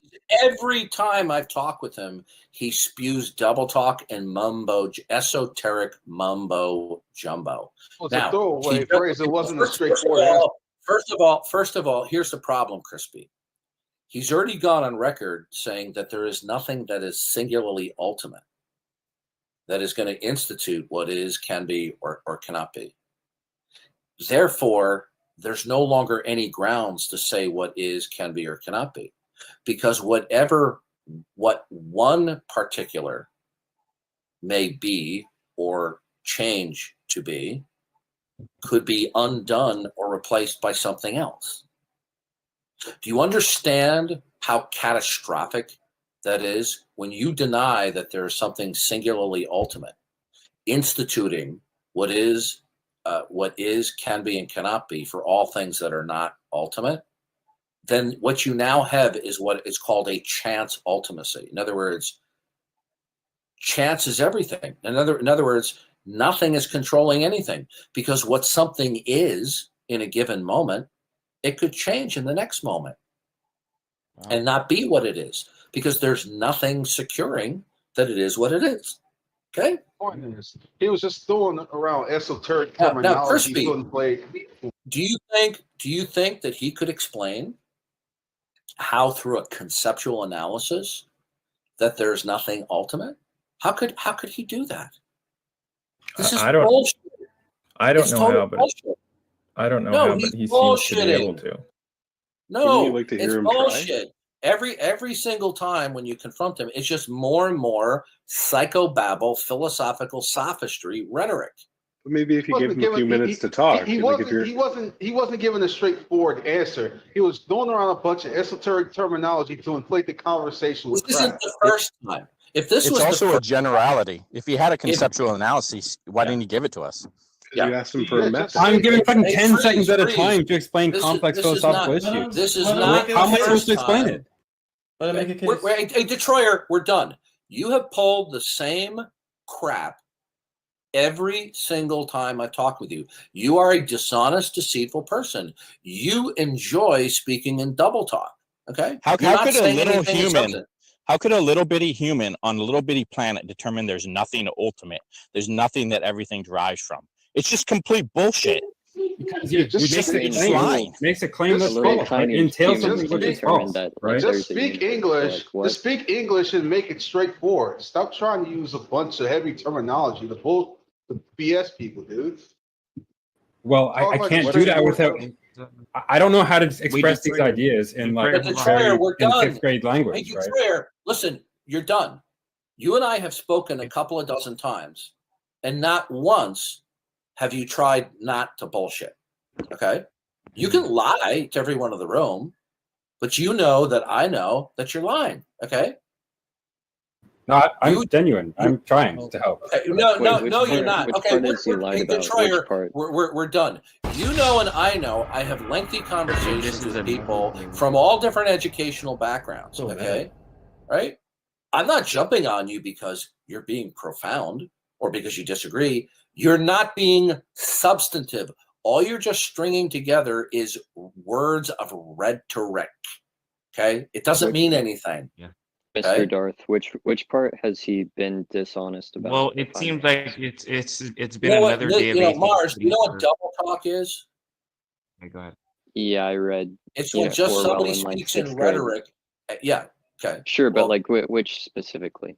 What parts? The point is, he doesn't Like, what say have you anything done? of substance. It's just empty Like, can you rhetoric. give an example of Mars, that? how could Like, let me happened? ask you a question? How can he know that there is not something ultimate, singularly ultimate, dictating what is, can be, and cannot be? How could he know that? I'm sure if he was given more than 5 seconds. Okay, he shut could up. elaborate Get that out of himself. here. Shut your trap. Stop white knighting. My thing is this. Are these Yeah. people going to tell us what's ultimate and what secures what is, cannot be, and so on and so forth? Are they going to tell us this, or are they going to do a conceptual analysis? Give a straightforward answer. It's not Yeah, well, that hard. you know what? Let me explain something to you. I, through a conceptual analysis, determined that Detroyer is just a bullshitter. So therefore, it settles it. I did a conceptual analysis. Therefore, Detroyer's a bullshitter. Yep, it's a generality. You don't have to explain nothing. You don't have to speak it in everyday plain language. Just use a conceptual analysis. Yeah, it's a conceptual analysis through a regime of validity. We simply pieced it together. It's a modal formalization. Could you explain that conceptual analysis? No, we're done. We're done. Gary with this. Frankfurt actually did a conceptual analysis. We're going to move on. We're Bullshit. done. So you could do a could do a conceptual analysis of bullshit. I'm not disputing that there can be conceptual analysis, but that was empty rhetoric because he had no explanation. But you asked him for. Sorry, Bruce. Can I just ask a question? You asked him for. Yeah, do me a favor. Do me a favor. If you want to continue the conversation with me, fine. But if you're going to continue to white knight for him, forget it. We're done. Okay. I was interested in the conversation. I'm sorry. All he had to do was explain his position in straightforward language. I think I can explain why, though. He answered. Hey, Freeze. What? I guess you didn't get the memo. Okay. Okay, I'm sorry. If you want to continue to white knight for him, then shut up, because you're wasting our time. You see, we Christians, okay, know full well all of the different kinds of games and tactics that atheists pull. Okay. From some atheists, it's just outright lying. For other people, it's just bullshitting and engaging in empty rhetoric, okay, philosophy, sophistry, and rhetoric, just simply to stall, dodge, and delay. And they get off on it. Just like there are a certain number of flat earthers that really don't believe in a flat earther, they just get off in bullshitting. Well, I no longer have patience for this. When people just spew out nonsense that's non-substantive. There are plenty of people that I dialogue and debate with on a day-to-day basis on this server, on the Reformation server, who I completely disagree with, but you don't hear me saying, stop bullshitting. The atheist argues exactly like the flat earther, actually. I used to do flat earth debates, and they never present a flat earth model. And then the sphere earth people are like, why do you never present a model? And then they'll say, oh, I'm not claiming it's flat. I'm just not convinced it's sphere. Like word for word, every atheist response. Oh, I'm not claiming there's no God. I'm just not convinced there's a God. Yeah, So, parallel there. Yeah. It's funny he's complaining about like debating flat earthers, but he debates atheists who basically use the same reasoning to argue for atheism. So, Yeah. He's a little bit fussy on this one. yeah, I mean, I kind of see things differently than Darth, but I would never I don't know. You know, he's like my elder, and I'm not going to tell him how to do things, but. Yeah, you do streams with him from time to time, don't you? Yeah. And we've had disagreements. Like, Darth blocks everyone. And I think it's I think that's wrong. Like, I don't see why he does that. Like, I feel, what I do is if someone's annoying me, I'll be like, all right, well, I'm going to move on. You know, I wish you well. And then, you know, if you want to talk again, you can talk to me tomorrow. And then I forgive them. Sometimes I give people crap and I'm like, never talk to me again, but I don't really mean that. But so, I mean, some people are frustrating, but I don't know. I don't want to block people. I want them to watch me. It's like when he blocks them, they can't even watch his stream. It's like, don't you want them to at least sit in the audience muted while you're demonstrating the truth of Christianity? So, wait, they can't even watch it. On TikTok, yeah, that's how it works. Is if someone blocks you, you can't even watch the live stream. Oh. And so, but I mean, that shows that Darth, at least he's not really vain in the sense of like he doesn't really care about internet popularity or views and clicks and stuff. Or money. He doesn't care about any of that stuff. So that is really respectful. But at the same time, like I think blocking people is like I just don't see the point in it. But I think it would cause them more pain just to like mute them and make them watch the audience or something. But that was hilarious what he was saying there. A conceptual analysis with a regime of validity through a regime. I put a conceptual analysis through a regime of validity and determined that atheism is true. Yeah, just nonsense rhetoric, which obviously could be questioned further, but he wasn't having any of that. I guess I guess when you deal with these people before, you know what they're going to do. So he's doing the same thing with just new rhetoric. So he's fed up with it. This is kind of the route I've been going, though. I don't know. Darth talks like I try to dumb it down way more, like where you point out that you're acting like I'm wrong, but like what? Why am I wrong? If what Detroit was trying to say that the laws of logic is just like a convention, Darth is trying to say to him like, dude, well, then I'm not wrong. I'm just thinking unconventionally, or I just think differently than you. Right. So, no such thing as wrong. He's moved it into a subjective position.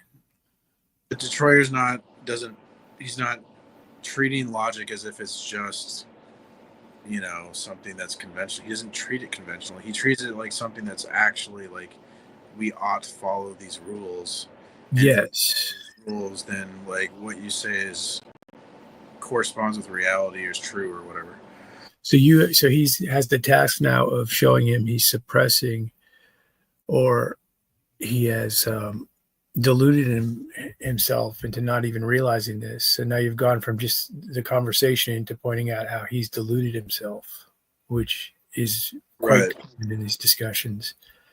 And it's quite a task, because that would be reason for your interlocutor to become most defensive. You're now pointing out things that they don't even see in their own philosophy, in their own suggestion, and it makes them very vulnerable. So it's naturally just problematic ground. That's a good point. Maybe they should do some more research into like psychology and self-deception, so like I could explain to them how they're like, because they're just gaslighting themselves. Yeah, because when you have when you're dealing with lies and deceptions, you got different levels, right? When you're talking to someone, you point out a lie and they know they're lying. That's different than trying to point out that they're lying because they're lying to themselves. It's much deeper, and it's much more problematic, because the liar is always defensive, knowing he's lying. But now when you're saying, oh no, you're lying and you don't even know you're lying, that would be grounds for more defensiveness naturally. I thought of like there's some examples we can use, like when a mother has her son steals and they like pretend like he's an angel kind of. Yeah. And then what happens is when they grow up, because the mother didn't discipline them, and like then they grow up thinking that that's okay, and then it kind of ruins their life type thing. So it's like if the mom didn't live in denial of her son's like thievery and she confronted him, she'd be doing the right thing, and it'd have been more loving, that it helped her son. So like I think this happens.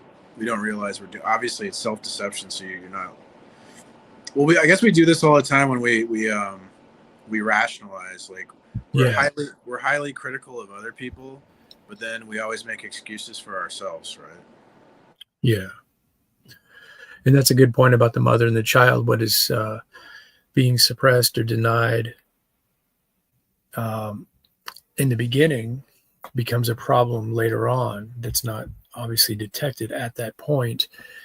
And the love is not letting the child do what the child wants. That's, Romans 12:10, 12:9.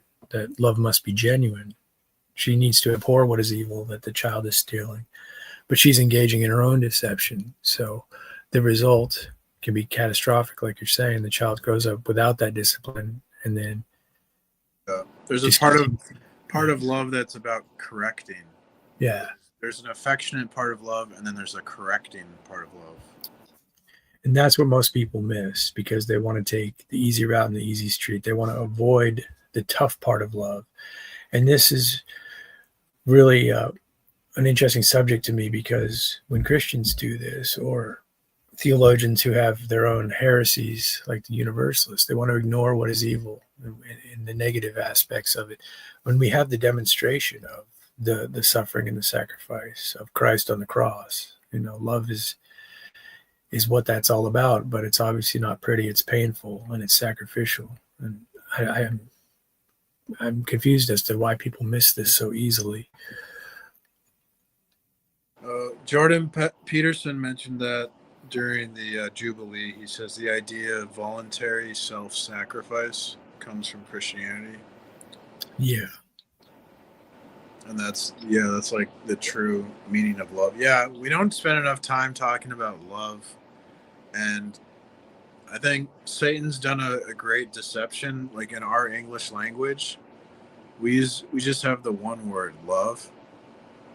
We're like, you loving pizza is different than you loving your mom. Where like in the Greek, they would have different words, right? So you wouldn't use the same word of love for talking about pizza. Agape love. Yeah, and then I wouldn't use the same word when I'm talking about my mom as when I'm talking about my best friend. That'd be like philia or something, maybe.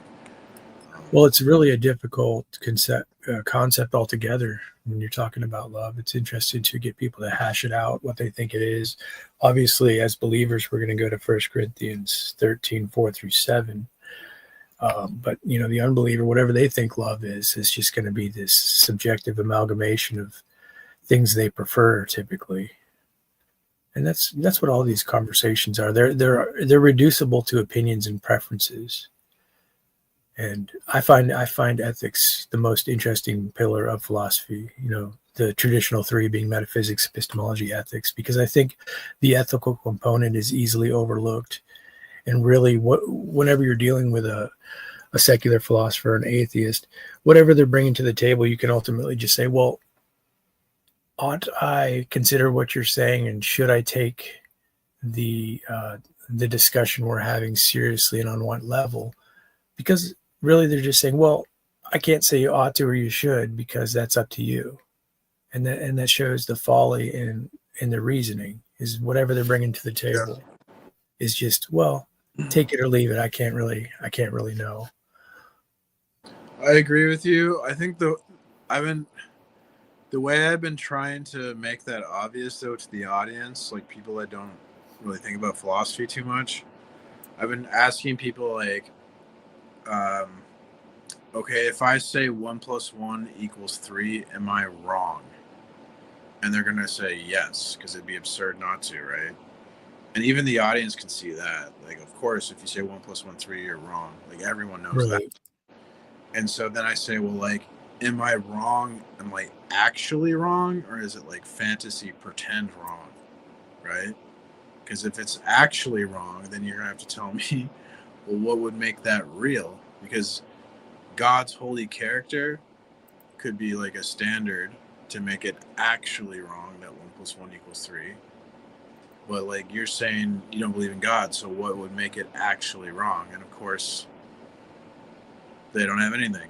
So that's a good idea. You get to an objective reality that you're both going to agree on, like mathematics or the laws of logic, and then point to them. Well, geez, you think we would agree on the laws of logic, but today I have a guy on my live going, there's paraconsistent logics and yada, and he's just rattling off systems. But what you do there is you bring him back to the classical three, showing that whatever he's bringing forth relies on those, right? Well, that's what I said to him, is like, I said, well, conceptually we could sort of like conceive of denying the law of non-contradiction, but I try to explain, like, existentially we can't. Like, I'm holding a phone in my hand, right? Can it exist and not exist at the same time in reality? and then he tried to like act like it could, like that could possibly be true. And I'm like, bro. Yeah, it goes back to Aristotle and the Sophists, right? What if I deny the law of non-contradiction? And Aristotle answers, well, you've already used it. But like what Jay Dyer said to this question when he's talking to Malpass on the Non Sequitur show that is defunct now, but Jay Dyer said it doesn't matter that we could conceptually do these pair consistent logics, because he's like, you still use like math when you drive over a bridge, right? And you trust the math to like keep the bridge from collapsing. So you're trusting this like absolute truth with your life. See what I'm saying? Yeah, you point out things that they take for granted, that they assume and presuppose. Absolutely. Because that there has to be logical consistency to believe that the math is going to hold the bridge up, right? Well, the faith is there, and then of course you get into what is your faith in ultimately, right? Well, what I'm saying is like they might deny, like if they're trying to deny logical consistency, which is kind of what they're doing when they go they still have faith in it. Yes. They're still like driving over the bridge as if logic is consistent. Yeah, it's a good example to bring to the table. Surreal example. Yeah. Yes. I put a link to the. Did you see the link in the chat? Hey, it's Dwayne. I haven't seen you in a long time, Dwayne Burke. You remember me from Smoky Saints? Probably shouldn't name him. Hey, he'll appear if you do. I linked. It's there. I put it up there. I put the link to the timestamp where, like, because I had watched you and Tog. So I was what is? Okay, what is the timestamp though? I guess I don't have that.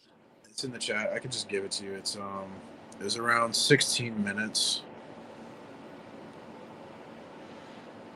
Is when you and Tog stopped. And it was kind of like, actually, I liked watching you and Tog. Tog was kind of in La La Land, but I thought I don't know, I was interested in what you were saying. But anyways, this guy is awful to talk to. I watched, did you see he had a debate with Andrew Wilson recently? Well, I know they did something, but I only watched 5 minutes of it. But yeah, he's gonna get smashed by Andrew Wilson. He spent the first 5 minutes of talking, or even longer, the first part of the debate, whatever you want to call it, literally flexing.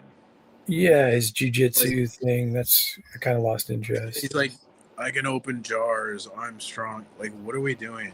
I'm going to intellectually, and he's like, I'm going to point out a fallacy. I don't know. It's bad. It's great. Well, it's kind of sad because he just doesn't realize he's losing, and like he's having fun. Like he's not arrogant, but he's pretending to be arrogant. It's just a mess. Yeah. So I didn't really know much about this guy, and he kind of presents himself as some like philosophy. So I'm kind of like trying to talk to him like he's more, or I was kind of trying to talk to him like he's more academic, but he's really not. But anyways. Well, I haven't watched much of his stuff, but I know like him and I think his name is James Fedor or something. They have critiques of Bonson years ago. They think that they're debunking Bonson. So that could be interesting. Funny. Yeah. That would reveal a lot, I'm sure. It looks like he's been going to school or something. I don't know. It looks like he's been trying to learn. But in this interaction with him, like, I was not very impressed. I thought he was embarrassing the way he was acting. But we should maybe. Yeah, I'll just pause it whenever you speak up, or if I need to speak up. The logos is RK Ultimate? No, but well, logos is like it's hard to translate into English, right? But it's not ultimate. It is no, he is ultimate. That's what the Bible. I put this in the because he was saying logos doesn't mean God's ultimate. I mean, and what does this say in this quote? I don't know. It says logos is the formal cause of the cosmos and all things, responsible for the nature and configuration. Responsible for their nature and configuration. That's what it's ultimate. It's like the Bible says God is ultimate throughout the whole Bible. Like, this is insane that he would dispute this to me. Well, he's just going to try to take some sort of secular definition of logos and argue that, right? He likes to. He wants to play word games the whole time. He tries to say, Right. That's what they do. You got to move to the concept because they're going to play word games. Even do you get into universalism? Do you get over to atheos? I remember him from back. I haven't been on YouTube too much lately. I've been more like on Discord and TikTok. So I kind of remember him from back in the day. Yeah, but he's pretty kooky, I think. Yeah. Well, that's what it's basically a lot of word games when they find stuff that they can't. Oh, when he's interpreting scripture, right? Yeah, he's just going to try to use a different concept with a different word, and he can't do it with all the scriptures. He can do it sometimes, but that's what the atheist is basically doing. So that's the reason to go to what they presuppose, because there's only so many words they can use within that concept. The Bible says. Well, that's what you. All Well, where does it say it? 1 John. Well, okay, so here's. So when you give a secular a Bible verse, is that going to make any difference to them? I made a mistake there. I meant John 1 instead of 1 John. And someone like jumps all in the comments. Someone's like, he's so dumb. He said 1 John instead of John 1. It's like, what about all the mistakes digital Gnosis makes here? But well, yeah, that's expected, right? But here's the thing too: when a atheist asks you for the verse, what difference is that going to make to them? Are they going to go, "Oh, I guess it is there. I guess it's relevant"? Right. Yeah. All things. He's the source of existence.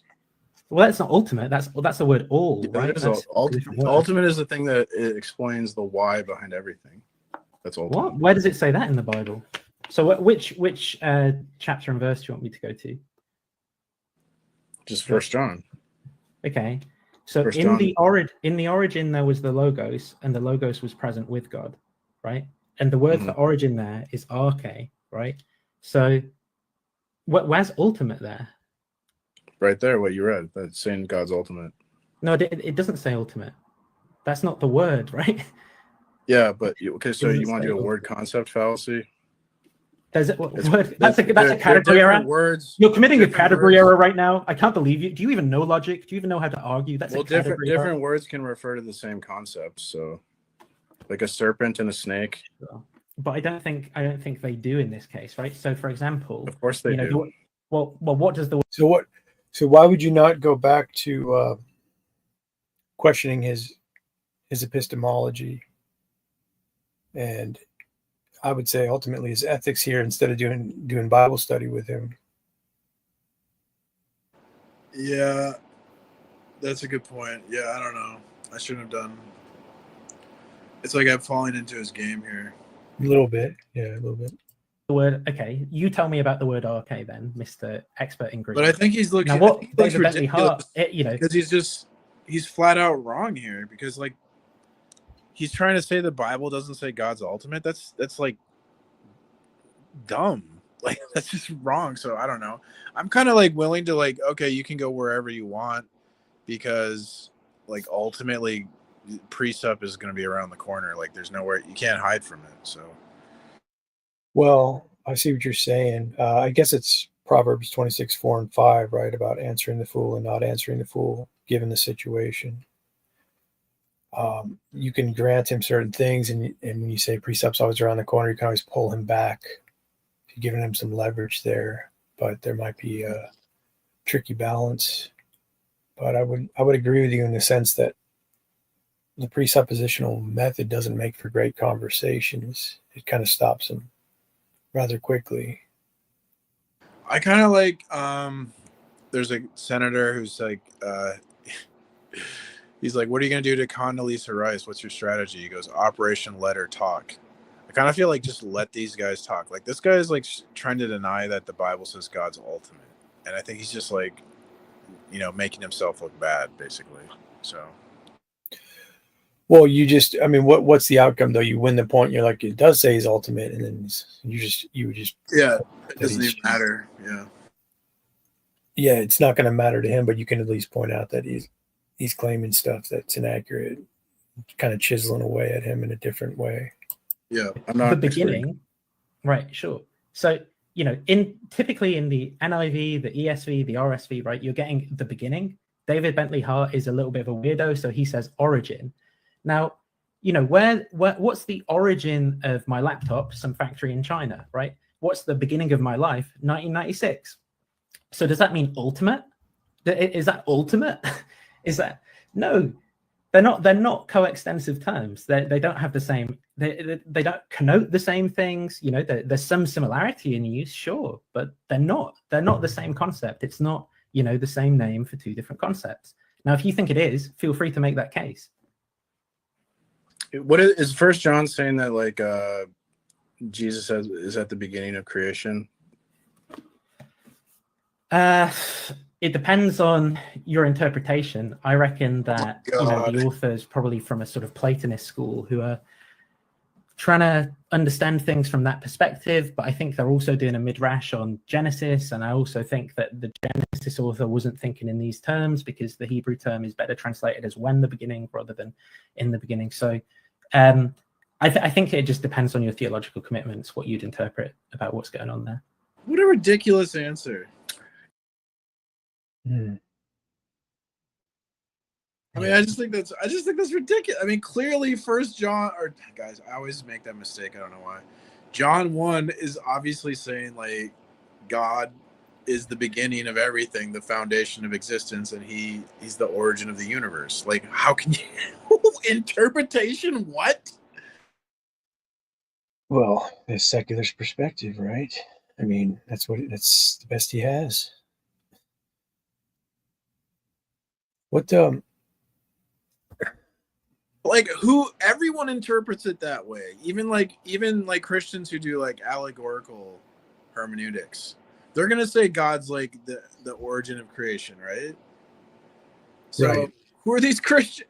Who are they other than like Mormons, I guess, maybe Jehovah's Witness? I mean, every Christian's gonna say God is the foundation of reality. Right. This is just nothing. This is just something that like everyone, Catholics, Protestants, Orthodox, we all agree that God's the foundation of reality. Like this is nonsense what he's saying. Yeah, that's what I try to bring to light with people, that we all presuppose God, even those who don't claim to or argue presuppositionally. But like, because everyone is going to assume there's a foundation. So do they not know that they're denying the foundation of reality? Or like the necessary mind that's the ground of being, is how Darth puts it. Right. Well, it's like a problem I would have with Tog. I've tried to have these discussions with him, and he keeps claiming he doesn't presuppose God. And now he's creating his own little network of coherency in his own way, trying to stifle that idea. But I just think he just needs to embrace it and say, yes, I presuppose God. How could I not? But he won't. He's stubborn. And I suggest it's from years of arguing against presuppositionalism. He's battling with himself a little bit there. You got a little bit of a comment there to deal with from Jamie Russell.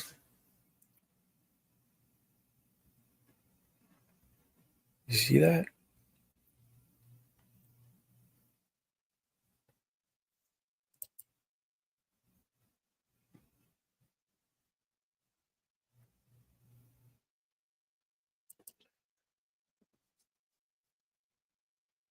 Nothing on that? Want to continue?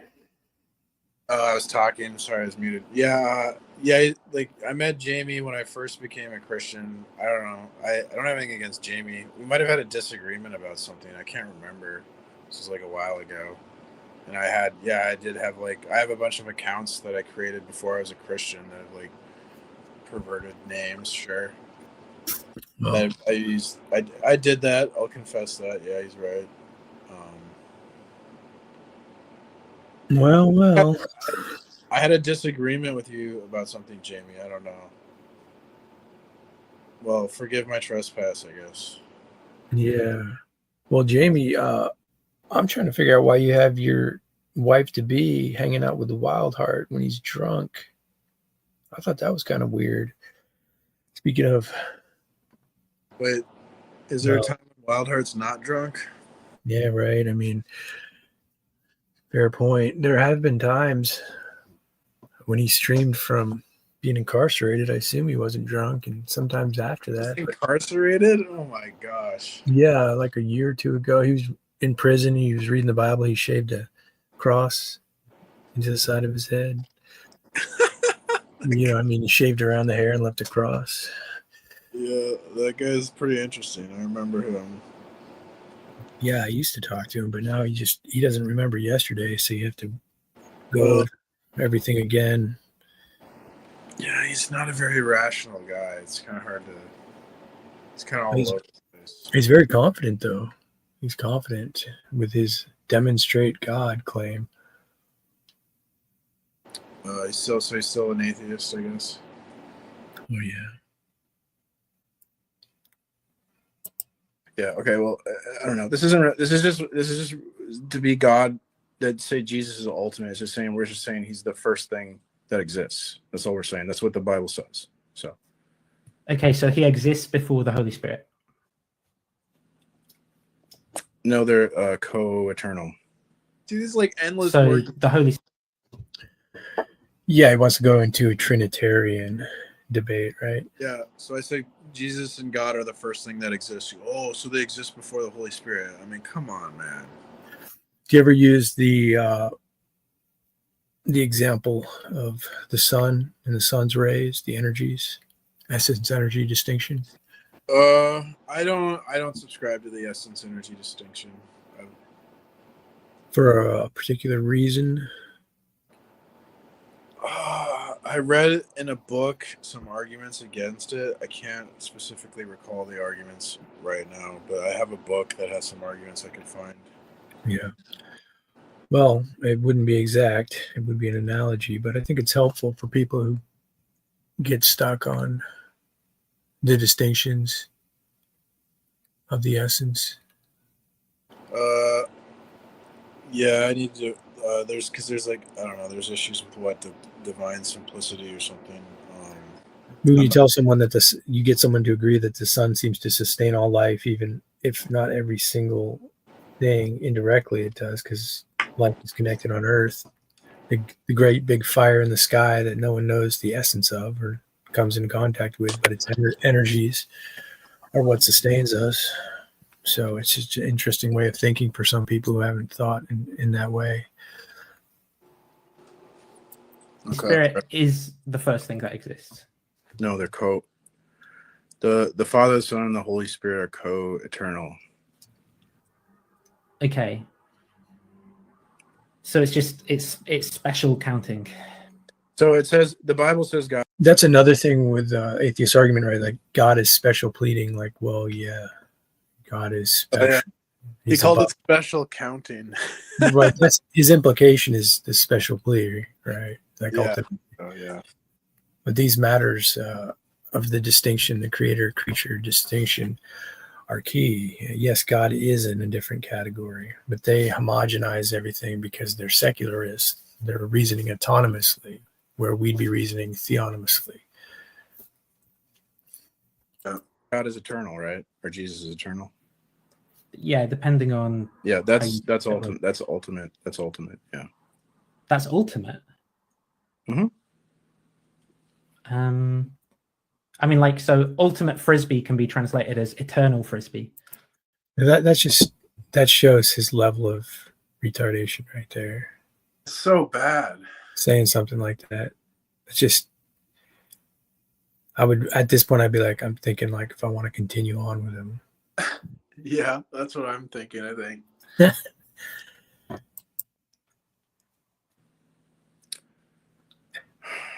Yeah, that reaction. That was the reaction, right? I'll do the reaction again. Exactly. Frisbee.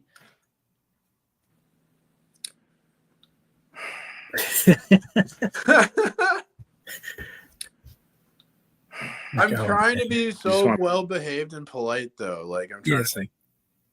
Like, oh, that's where we are. Okay, dang. I mean, remember when you're watching with Tog, I called him low information. I mean, that was the polite way of trying to tell him he's like not tracking what I'm saying, right? And he got so offended by that. What was the term? Low information. Because I was talking to him. He wasn't really understanding the metaphysics I was talking about. Because I guess we're gonna find out like he just doesn't believe in metaphysics, but Oh, he doesn't believe in metaphysics, right? Yeah. So all this conceptual language that he's using is physical, but he can't locate it. Science will get there. They just haven't arrived there yet. That's the thing about scientism, right? Like you have to go outside of the field of science into philosophy to have faith in science. Peterson made a good point about that in the debate on Jubilee, where he says science assumes a normative framework that it can't demonstrate. Yeah, identity over time, uniformity in nature, induction. I mean, like ethics, he's saying, right? Because you need ethics to do science, right? If the science, Well, yeah, ethics always are there. Anything with human activity, ethic is always present, right? yeah, if the scientists have no reason to be honest, then the whole thing would collapse, right? Because they'd just be like, it'd all be full of lies and deception. Well, that's where a lot of these secularists don't realize that they're into scientism and statism, and that they have faith in the state, in the system, in these systems of knowledge that they're not manipulated, which they are, if you start to study a little bit of conspiracy. So there's huge problems there. But these guys are all about faith in the current thing, in the current system. So there's a lot of problems in a lot of directions. I support the current thing. Yeah, that's it. Want to play games? Well, that's what you're doing, right? You said the reason. So you want to play games turns into that's what you're doing. It's not a matter of him denying he's playing games. He's like the tu quoque, right? Oh no, you're playing games too. We're both playing games. Just playing more games. Yeah, right, into another game. So that's an interesting thing to do with atheists is when they say you're doing it too. Point out that they're conceding your point. You're just trying to point to me now. You're not defending what I'm claiming you're doing. So it's it can be a bit of a double whammy. You point out the tu quoque and the fact that they're not defending what's being claimed against them. You know what's sad is it's actually a good strategy. Like if you're a sleazy debater or something, to accuse your opponent of like begging the question while you're begging the question. So then when they say you're begging the question, you can go, that's a tu quoque. Right. Yeah. See that. Well, these guys need you got to get the preemptive strike. Yeah. Well, a lot of these guys don't even realize that they have a circularity at the base of their worldview, that it's necessary, right? Does that come up for you often? Based on this conversation, it seems like this guy has not thought about, or he's just decided that like metaphysics is silly and he doesn't think about it, and he does other analytic philosophy. But you didn't even get into the uniformity in nature and identity over time as metaphysical concepts that science relies on. I mean, I couldn't get any. This guy can't focus on anything. This is like I feel like this whole thing is just an embarrassment. Like I can't. This guy's all over the place. It's impossible to like get anywhere. There's a great conversation between him and Jay Dyer from like 7-8 years ago. I saw a little bit of that, but again, in that one, it was kind of the same thing where he never like addressed anything Jay said. He just didn't. No, but it's great to see how Jay schooled him. How he really needs schooling is what I gathered from it, because he just sat there and listened and tried every now and then to come up with a gotcha, and Jay was like just stopped him on every turn. I thought it was pretty clean. And in Gnosis, well, his name is Digital Gnosis, I think, Nathan, he was trying to find Dyer and record him at the beginning of it. Dyer's like, oh, you're recording this? All right, whatever. So it was just on the fly for Dyer, and Nathan was after him, and he got completely schooled. And Dyer did it clean. He didn't try to make him look bad. He just genuinely like answered what he brought to the table, and he answered everything. So it was good. Yeah, I was actually listening to that before I talked to Nathan. There you go. That's exactly what I would have sent you if I'd known you better. I said, oh, you're going to talk to him? Check this out. It's exactly what I would have sent you. I got about like halfway or 40% or a little over halfway through it. Yeah. I'm making an argument. Look, my argument is that. Okay, what's the argument then? Let's have the reason. You just want to play games? Well, that's what you're doing, right? You said the reason that you care about this. I'm making an argument. Look, my argument is that Okay, what's the argument then? Let's have premises. I told you, dude. We can't science to the source of existence. Science can't discover the source of existence. It never Hang on will one be able to. It's not designed to. Logic Hang on. can't. So let's do it as an argument then, right? So whenever they ask you for a So- syllogism, they're not really interested. They're never interested. And every time I've been trying to do arguments, every time someone asks me for a syllogism, it's just so they can like arbitrarily say it's not valid or there's some fallacy in the syllogism. Right. It's not sound, right? They're They going to have say no interest in the syllogism. So the structure is valid, but the argument's not sound, which is it's fine because then you just put the burden on them. Say, why is it not sound? see, I regret I should have done that when he started saying like this is invalid. I should have said like why ought I make a valid argument? I should have went that route and I didn't. That's my one regret. But yeah, go ahead. Well, the validity is going to be in the structure. The soundness is going to be in the content. Yeah, he said he was trying to say my argument wasn't valid because I did like a disjunctive syllogism where it's like A or not A, not A, and then therefore A. And he goes, "This is just a like tautology because you're just saying like A." Yeah, so you're playing his games a little bit, unfortunately. Yeah, which but is I had a response to that because I'd read Alex Malpass. He's basically trying to repeat Alex Malpass' paper, but I understand the paper better than him. But he like won't. I don't know. You'll see. He won't let me talk. Basically. Well, also, when you take things like the transcendental argument for God and put it in a syllogism, you need to point out, I'll put it in a deductive syllogism for you, but it's not an inductive or deductive argument. It's a meta-level argument, a paradigmatic argument for the preconditions of all realities. So they get tripped up by that. They try to reduce it to circularity, say, well, yes, it's necessarily circular. You can move into how their worldview is circular too. Sometimes I point that out by saying that I'm arguing for a Christian verification principle, right? And so it's like, how do you verify a verification principle? Well, you verify a verification principle because it's what you use to verify if anything is true. How do we verify that our logic is sound? How do we verify mathematics? Well, really, we're arguing that we need a revealed standard of truth, and that revealed standard of truth is essentially like Jesus or whatever. Like, I mean, that's essentially what we're doing. Yes. And then if you deny that, you have an arbitrary standard of truth that comes from a human mind, and so everything you build upon that arbitrary standard is an arbitrary, like, proof or evidence or whatever. And they really give the answer right away. They say, I can't disprove God and I don't know anything, epistemologically speaking. It's all right there. But then you just go into a conversation anyway, and you basically pulling them back to that and saying, no, I believe you. You can't disprove this and you don't know anything. I guess there's an artistic way you could do that. Just put it back to what they originally told you. I think we should just, like, the best way to do tag is, especially with these like Phil bros, just to like make it simple, like the 1+1, and just show them denying something obvious that like the audience, because it's like we're never going to convince our opponent. We're kind of playing to the audience. So I'm thinking like optics and like just make your opponent say dumb things like 1+1 = 3. Yeah, it's possible. Well, yeah, that's one part of it. Staying calm is another part of it, because a lot of people aren't understanding what the conversation is, so they're looking for confidence and calmness. So that's another aspect of it too. But really, when you're,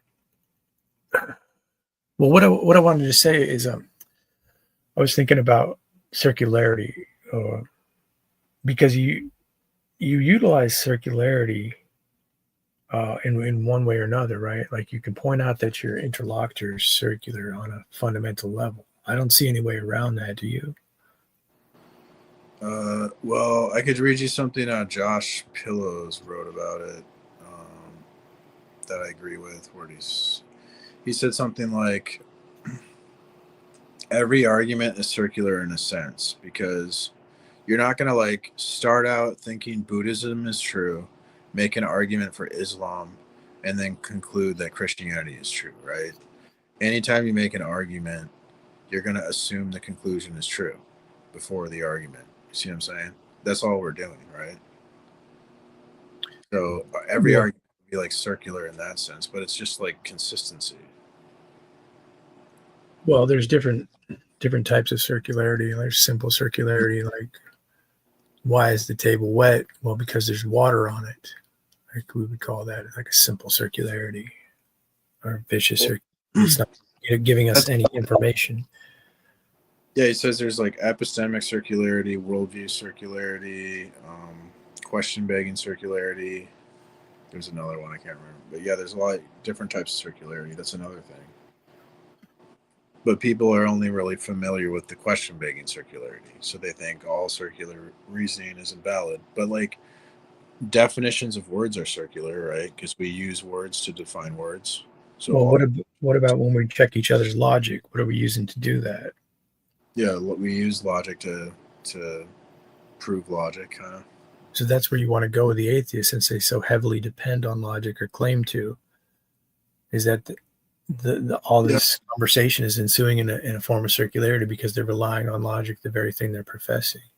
Yeah, and also they seem to conflate logic with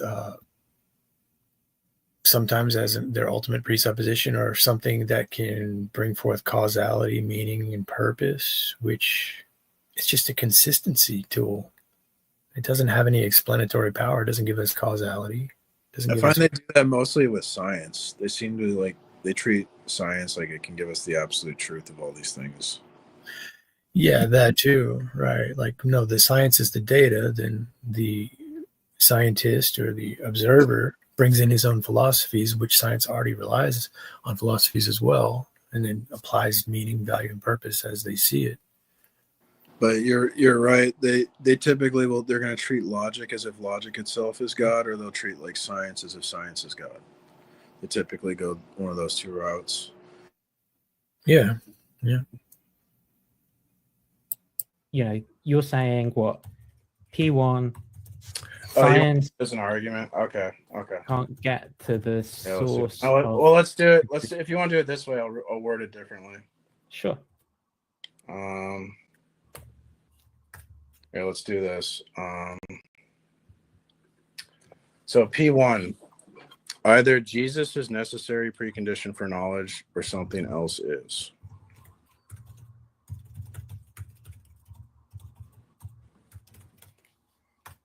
Sure. P2, all non-Christian attempts at a coherent theory of knowledge collapse into absurdity because of epistemic bootstrapping. All non-Christian attempts at what? Epistemic what? All non-Christian attempts at a coherent theory of knowledge collapse into absurdity. And then we have a reason for that because of epistemic bootstrapping. So it's not just trivial, right? There's a reason for that. So we'll put that as a hidden premise. Because if I don't give a reason, then it would be like a question. SP. And then therefore God is the necessary precondition for knowledge.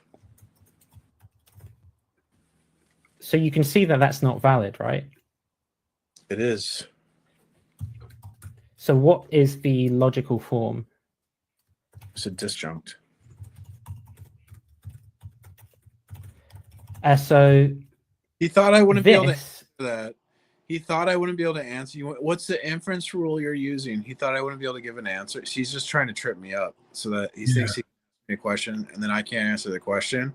And his plan is like backfiring because I know the logic here. Yeah. Well, that's in your favor. Now, what is the reason for using your own sort of concocted argument here? You're just giving it a go, seeing if you can. I got this from Father Deacon Ananias, who's like, I know. Yeah, I like him. I kind of worded it differently than him, but the idea is the same. It's like he says theonomous or autonomous reasoning, but I feel like I say reason with reference to Jesus or without reference to Jesus because it's like more easy to understand, I think. So it's an argument I got from him. I got a paper on it. I don't know. I just went with this because I thought it was like a simple, like it's this or that. It's a dichotomy you can't dispute. And then we can just show that any epistemology, non-revelatory Christian epistemology, you can just defeat with skeptical arguments, right? They're done. Well, yeah, their epistemologies. Ultimately, I don't know anything for certain. Yeah, they bottom out. Really, what we have here is a dichotomy between an ultimate foundation and a rational, self-explaining, necessary being, or brute facts. It just is what it is. This is what we're debating here. But they don't ever want to address that issue. They want to ignore the. It's called the problem of ultimate mystery in philosophy. I think that's what Bonson said.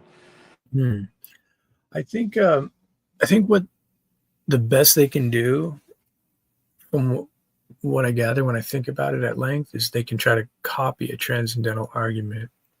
It's really the best they're going to be able to do, which is going to be likely playing a game.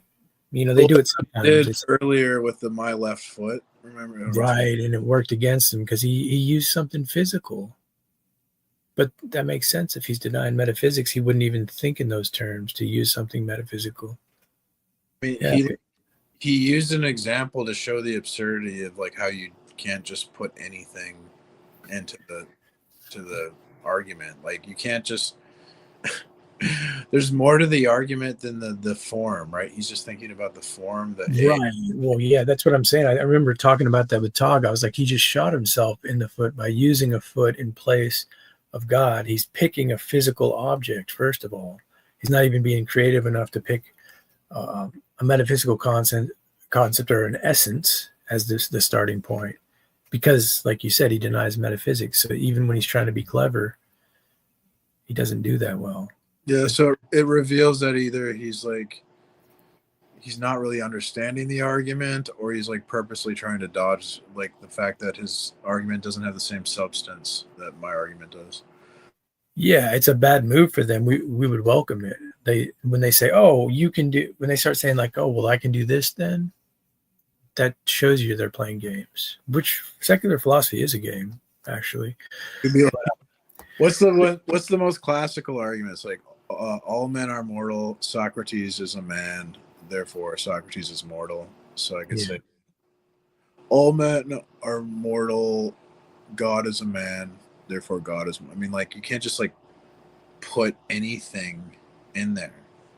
Yeah, it's the plug-in, right? So they want to plug in like pixies. They say, "Oh, you say God is a necessary precondition."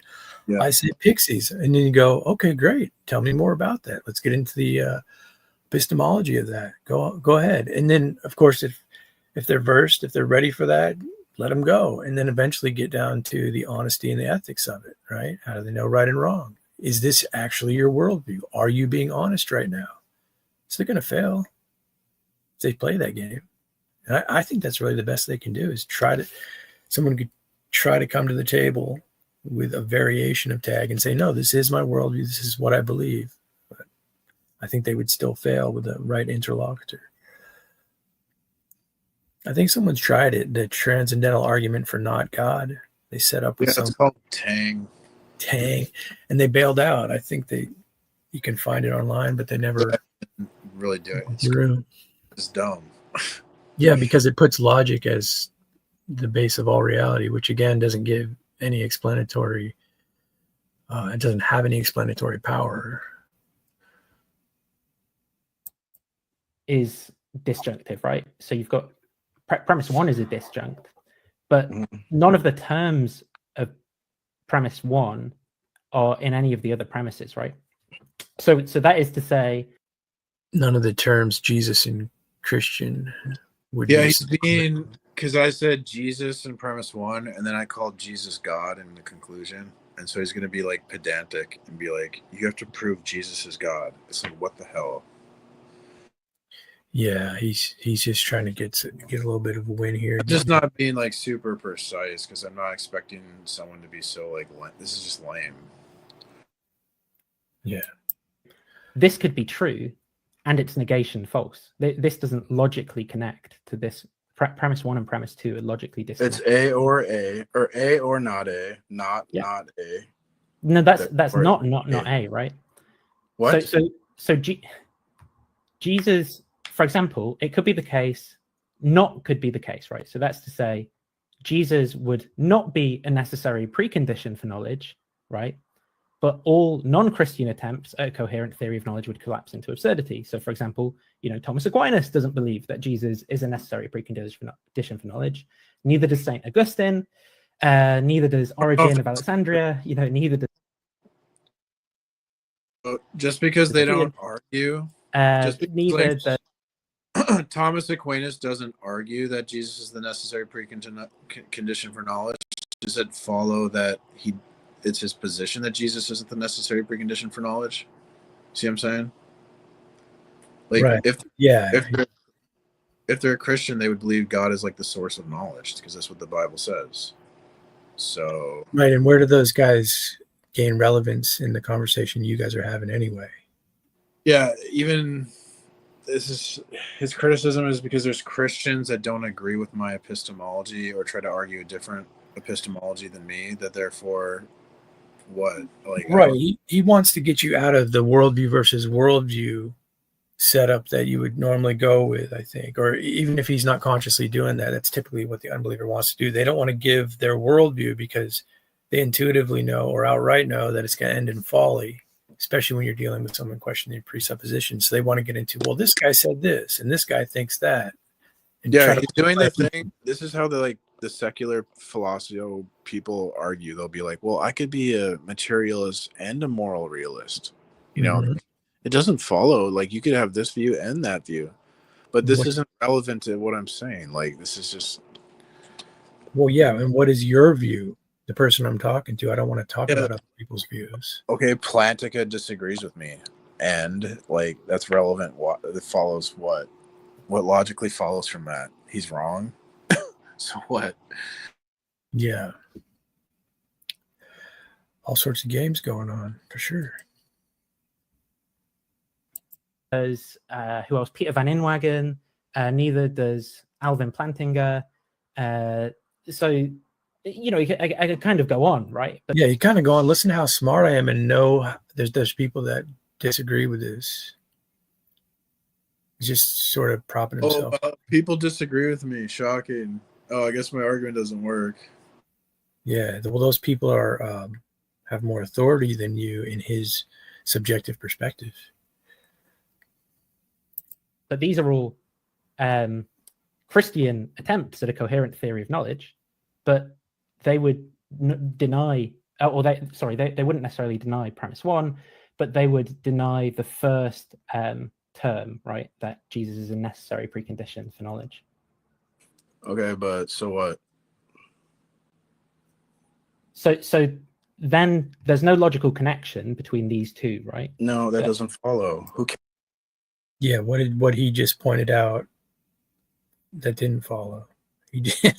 He's just like, I just wanted to say those things to sound like stuff.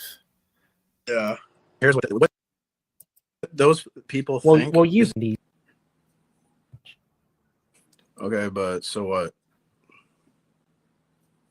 So then there's no logical connection between these two, right? No, that doesn't follow. Who cares what those people think? Well, you presumably, if you're giving an argument. Stop.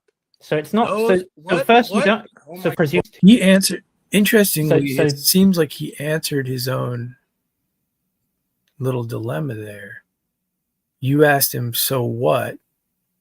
Pointing out it doesn't follow, and then he tried to move into it doesn't follow. Or he said it doesn't follow, and he's right about your so what, but he's trying to reapply it. If what I said is true, then your premise one doesn't follow, or something is what he's trying to say. Sometimes, okay. So sometimes there's little things that happen somewhat organically that reveal things. Is the way I see this. I could be wrong, but it seems like you said so what, and then he tried to move into it doesn't follow, which is the actual point that you're making, that it doesn't follow, and then he tried to attribute that to something you were doing. It's kind of interesting, but maybe it's a little too obscure. Okay, but so what? So then there's no logical connection between these two, right? No, that doesn't follow. Who cares what those people Well, think? well, you is- presumably, but stop, if but you're giving an stop, argument. but stop. So it's not. Those, So what? first What? you don't. Oh So my first you God, don't have a dude, logical this is argument, right? unreal. But the second What? part is that if you have a Oh my God. disjunctive argument here, then your conclusion would be Jesus is a necessary precondition for knowledge. So if you Filibustering. Yeah, it seemed like you got was trying annoyed to- rather quickly. I was trying to interject. He hasn't been letting me talk hardly, and like I haven't had time to talk. He's been going on and on about Plantiga. Here's my whole list of names I know. Aren't I cool? And then then I'm like, okay.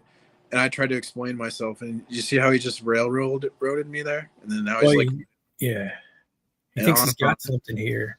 And I'm going on and on about here's some more things, and look at how smart I am, and I know this, and I know that, and I'm so smart, and I can jujitsu you, and I can bench press you, and I'm the greatest.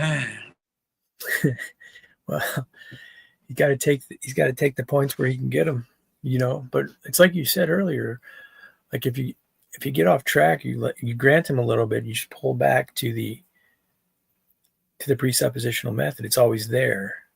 So sometimes I should have started grilling him about like how why. Okay, so you say my logic is not valid. Why should my logic be? Why ought I be valid? That's the route I should have gone. But I'm like, well, yeah. This is like 25, 30 minutes into this discussion or something too. And I'm like, he's been so frustrating and doing endless mental gymnastics at the same time. So I'm getting kind of like, I think I'm getting to the point where I'm like done with this guy. Well, that's a good point though. You dropped the meta ethics bomb on him now, right? You're like, why ought I be consistent? Yeah, I That's should. Logic. Yeah, that's the one regret I have. Well, you can still ask him next time. I still got him to look really bad, I think. If you had denied the second disjunct, all you would have is the claim Jesus is a necessary precondition for knowledge. But that wouldn't establish that God is the necessary condition for knowledge, because you'd need Jesus Oh. an additional. God. Yeah, so that would also be an additional argument that you'd have to make, right? Okay, well, just change. Oh my God, dude, why are you being so pedantic? This is so like cowardly. God, this is sad.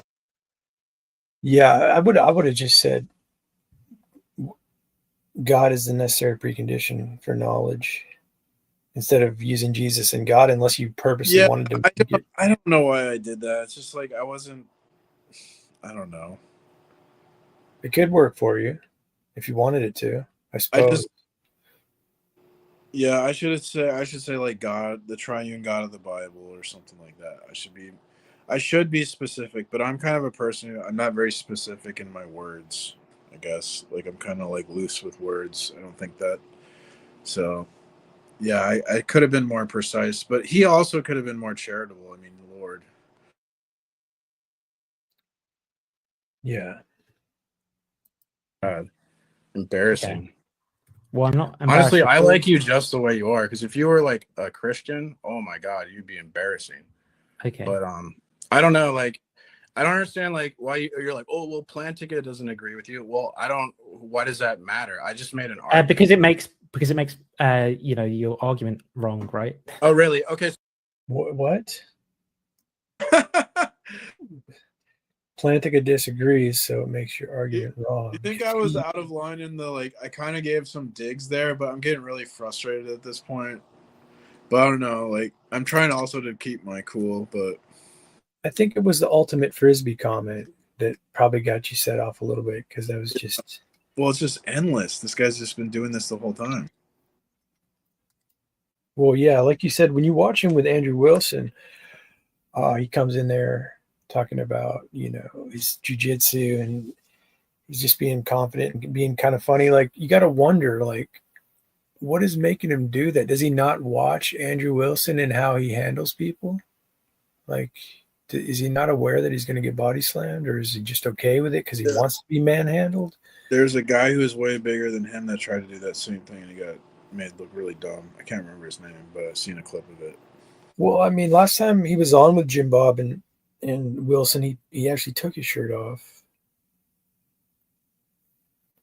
because the chat was saying he was a pussy or something, so he uses it as an excuse to take his shirt off and flex. But it's just kind of immature and gay. So what Plantica thinks is relevant to my argument. Why? Yes. Because it would mean that the first disjunct could be false in premise 1. Why? How does that follow about Plantiga? No idea. This logic is so bizarre. He's like, I can't answer that, but I'm just going to pretend that I'm answering that. I hate when they do that. They pretend to answer questions. Just because he's like in his head, like, oh, I can't do that. Just be confident and say something that sounds good. Go. So what Plantica thinks is relevant to my argument. Why? Yes. Because it would mean that the first disjunct could be false in premise 1. The fuck? Why? It's a dichotomy. It's a fucking dichotomy. So if, for example, Alvin Plantiga. The disjunct is a dichotomy. It's A or not A. How the hell could that be false? This is so insanely like idiotic. Like this is impressively dumb. He's going to try to argue that it's a false dichotomy, right? Well, he doesn't even try to do that. He doesn't even understand a dichotomy. I don't think he would have to say there's a third option, but Alva Plantiga disagreeing with one of the options is not proving, doesn't do anything. Yeah, no, I would have stayed there with that because he just breezed by that. And also, it's interesting to know how these secularists hold things to authority, because that's kind of the whole problem, isn't it? Authority, rejecting and suppressing the authority of God. They make up their own idols and their own authorities.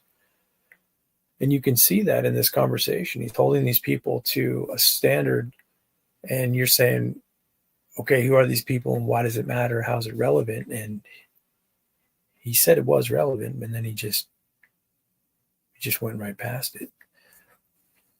Maybe he's getting into something here. Let's see. If, for example, Plantiga would offer a Christian attempt at knowledge that I would say is coherent, and that would not have Jesus as a necessary precondition for knowledge. And I think the reason maybe you're not seeing this, the reason that you're not seeing this, I think, is because you've not put the argument in a valid form. I think it would become clearer to see what's going on here if it was in a valid form, because you see the argument is valid. You reason with reference to Jesus. It's literally not valid, right? Why not? Because so here's what you're saying for a disjunctive argument, right? So it would be A or not A as premise 1, right? Mm-hmm. And then for what you're saying for premise 2 would basically be not A, which again is, it's just not it's not a valid argument. You're not discharging your assumptions. Why not? Because not A is logically equivalent to just asserting A. So if that's your second premise, okay, and this is an Alex Malpass critique of tag, but the problem is, it's literally knowing logic. You're repeating. He might. He might make the same point, right? And the problem, and what's going on here is that Alex Malpass and I are both trained in logic, so we know that the way that a valid argument works. You could have fooled me, but it's not hard to fool you because you're incredibly. But the problem is Malpass is going to say premise 2 is trivial, but it's only trivial. It's not that it's trivial. That's not what I'm saying. Oh my God, that's what Malpass. That's what Malpass says. Yeah, but I'm not saying what he's saying. Then am I? Right? I'm not. That's not true. That's exactly what he just said. He goes, when you say not A, you're just saying A. That's the same thing as saying it's trivial. He could have said to you, how is Malpass relevant to my argument? But I mean, he did say it's trivial. He said not A is the same thing as saying A. That's what Malpass said. And then Malpass called that trivial. So he did say it's trivial, and he doesn't even know, like he can't even track his own. Like, this is ridiculous. Yeah, but it looks like it from the observer's perspective, it looks like he's got you unhinged. You think so? I don't know. Yeah, I mean, from an observational point, I'm not But agreeing with. let me. But from an observational point, he's not even letting me talk. He keeps railroading me. Well, the problem is he's got you in a bit of a trap here. He's got you to put your words on the screen to be analyzed. That's quite a bold thing for you to do. The thing about using this particular structure is, you said it was Father Deacon Ananias, who I've learned a great deal from. But the traditional tag argument, God, the Christian God, is the necessary precondition for logic and morality and absolutes we depend on. Yeah. Type of thing, because he's trying to work this like a simple deductive, or what is a disjunctive argument. But when you use simple, what's that? I'm doing it this way because I can make it really simple. Like it's like either this or that. If you choose that, you be reduced to absurdity because of epistemic bootstrapping. Therefore, we reason with reference to the Christian God. Yeah. Just to make it simple, and I can easily like, I know this argument well enough that like, if he were to legitimately critique me, I could answer his questions. But the problem is none of his like critiques are legitimate, and he has no idea, and he's not tracking, and he's an idiot. So yeah, I guess I'm just wondering if the traditional tag argument would have worked better, but I don't know. No, whatever I would have said, he's just going to do this crap. Like, well, he's going to say premise one isn't sound. He's not even letting me talk though. Notice like he keeps cutting me off when I try to explain things or like give a counter argument to what he's saying. He keeps just railroading me. This is because his whole thing was like he was going to ask me what's the inference rule, and he thought I would trip up. And when he wasn't able to trip me up, now he's gone into like his tactic is like he's trying to railroad me and he won't let me talk. You are so like frustrating to talk to. Yeah, I'm sorry that facts don't care about your feelings. Unfortunately, maybe toughen up, Buttercup. I guess, and maybe be a man. I don't know how you could talk about facts without think Jesus. hard. How do you have facts? That's because you're an idiot. That's not my what makes a fact true if it's not Jesus? What do I think a fact is? I think it's someone asserting. I'm talking about a state of affairs. What dictates what is, what can and cannot be? I think facts are pieces of language. So no, a fact is a state of affairs. Yeah, there you go. Now you're getting back to it. He's saying facts are pieces of language. That's not good for him. A fact is a state of affairs in the external world that would well, those are words, right? So you're providing me words, but you're not providing me your but words have a reference, right? No, so I don't believe in the theory of reference. The reference words don't have a reference. Yep, at this point he denies words have a reference, which is like totally insane. I mean, I guess you could argue that you can make noises and some words may not have a reference, but obviously we utilize them to have conceptual conversations. So yeah, you guys are a bit heated. And the word are different. Yeah, I do not believe in a theory of reference. So no, that's really? Not what I think. So you disagree with Frege? Yeah, of course I do. I think God. First off, I'm not. You're just okay. So this is what this is. For starters, I'm not a fascist. Endless mental gymnastics. So is the concept also concept? Yeah, do you agree with Frege? Is the concept also concept? Go on. Let's see how much you've read about Begriff. You know, when these guys say they're not fascist, do they realize fascism is corporations running government, which has been the case all their life? Well, that's what Mussolini said. It's kind of hard to define the word because it gets used to fascist. It's just, I don't even like to get in politics. It just becomes more opinions. My master's better than your master type of thing. Oh, yeah, it's pretty lame. I'm like an anarchist. That's where I came from. I came from anarchy and voluntarism before I got back into scriptures. So I spent a lot of time in that area, but I started to realize that, there's no grounding as far as true anarchy. Just my feelings, really. I got into like Christian anarchy by Jacques Ellul. It's kind of interesting. Yeah, that is interesting, actually. That makes me think that it's more relevant than I'm talking to you. That's good. He says, like, basically in political sense, he says, like, all nations are totalitarian, and that you shouldn't vote because it's just a scam or it's fake, and that basically, since all either left or right, whoever gets into office just increases the power of the state. He's like an anarchist in ideal. Like he doesn't actually want anarchy. He just wants to like have the state have less power. And so he takes the position of a radical anarchy, just like because it's there's nothing else to do. There's no other way to oppose power, basically.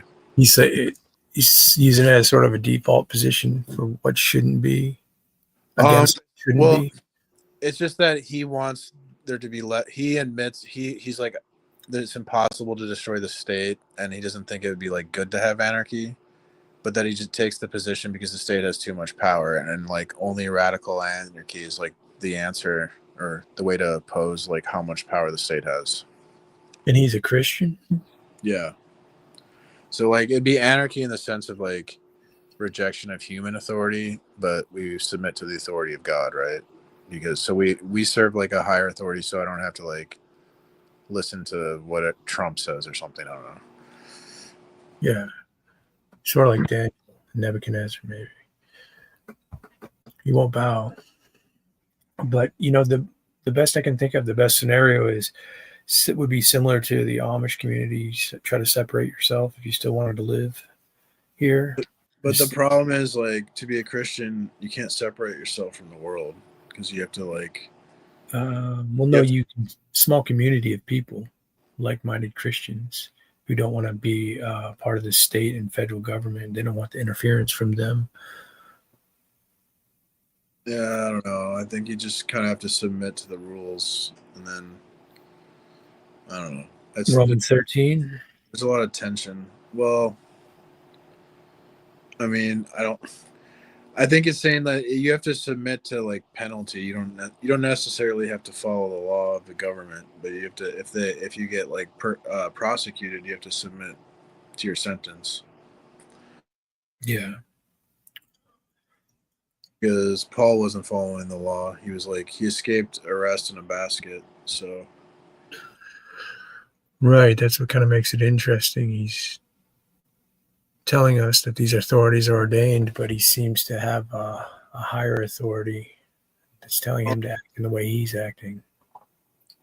It seems like that Satan controls this world. So the human authority, there's like demonic forces behind like government authorities.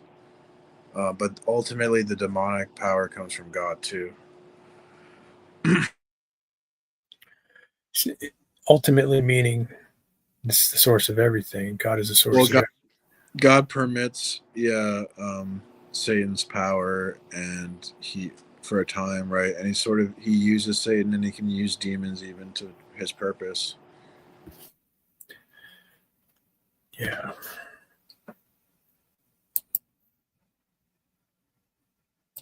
Schrift and fucking Grundlagen.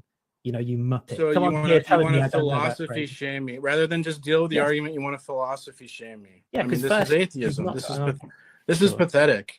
Okay. I don't know. Like, why do you want to lie to yourself? That's pathetic. Why don't you be a man? Why don't you man up? Because lying to Face myself the helps truth. me fuck your mother harder. Sad. That's sad. Well, that's not what she said. Well, but the thing is, like, you're doing this to avoid losing, but you lose in the end. That much now, is obvious. now you're gonna operate. I'm the one who took it off the truck. So this is why I wrote this on the screen, right? Because you'll say things like this. You're doing this to avoid, bro. Look on the screen. I'm trying to keep us on track, and you're deflecting down a bunch of nonsense topics. Because you're not. You're scared to lose. got a I good can point. tell. I can smell your fear. You're scared to lose, but the problem is Well, I you're can gonna fucking lose smell your anyways. room, bro. Take a fucking shower. Do you know what I mean? Like, shut the fuck up and learn something. But now you're going to operate the rest of your life based on a false premise because you were afraid to deal with what I was presenting to you. And So you're that's going to you. live your whole life based on just asserting the premise as the conclusion is a premise, right? Okay. What, All right. Great. Well, that's a good argument you've got. Well, maybe you'll believe in God when you're burning in hell. Right. And maybe you'll go to the gym someday. Okay. Bro, leave Jay Dyer alone. Learn something. Okay. and Like, it look, takes if you them, want, when you're not in front of an You audience. should be there alone. What's that? No, that's the end of it. And then he goes, he thinks I'm a big Jay Dyer fan or something. I'm Yeah, not. Jay Dyer. I mean, that's what I'm saying though. When he talked to Jay Dyer, he just sat there like a schoolboy. What does he think he's done since then? He's just. I don't know. I thought he embarrassed himself there. Like, I mean, sure, I could have done better on a few things, but like, I don't know. Well, the way he insults should embarrass him, but he probably likes it. Yeah, he's very cringe when he's trying to talk banter and talk shit. It's not very good at it. I think it has its place in debate. Like, I used a little banter there, but like, he's like, yeah, I F your mom. It's like, dude, like what? Yeah, it's closer to like 15-year-old banter. Yeah, that's like what I'd say in like when I'm 15, maybe, right? But yeah, I think he did it to Wilson too. Yep. About his dad, but Wilson's kind of stupid too. Like Wilson's just nasty. I don't know. I don't think it has its place. Like I listen to Wilson, I listen to Jim Bob, I listen to Darth, Jay Dyer, Father Deacon Ananias. I would say Father Deacon Ananias is the best representation of so many of our Christianity. Did you think I got out of line there when I told him his behavior was like embarrassing and he's lying to himself and it's it moved kind of fast, it seemed. Yeah. You guys moved into this aggressive mode quickly. That's what threw me off. It's like something happened when he brought up his screen here where you guys just started throwing blows. It escalated. I feel like I don't know, like this whole debate, he's been kind of like rude and like maybe like passive aggressively, like the whole my left foot thing.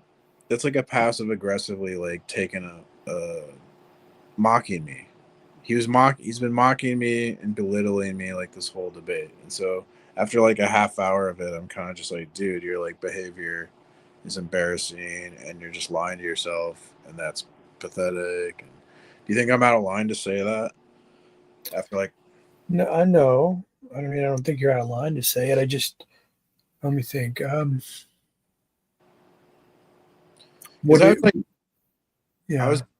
was trying to behave well, right, and be patient, and it's like, but he was like insufferable and frustrating and really hard to deal with. So I try to like critique him in an academic way, I guess, but like I don't know. Well, you just, I would say you go into something and you don't go, well, I'm going to get onto the level of my interlocutor wherever he leads me. That would be relativism, right? Like you come in with a standard in place about how you're going to behave, and no matter what he does, you're not going to deviate from that standard. Mm-hmm. I mean, I don't think I got too out of line there. I said like embarrassing and pathetic, but like I think he was acting in a way that was warranted, I guess.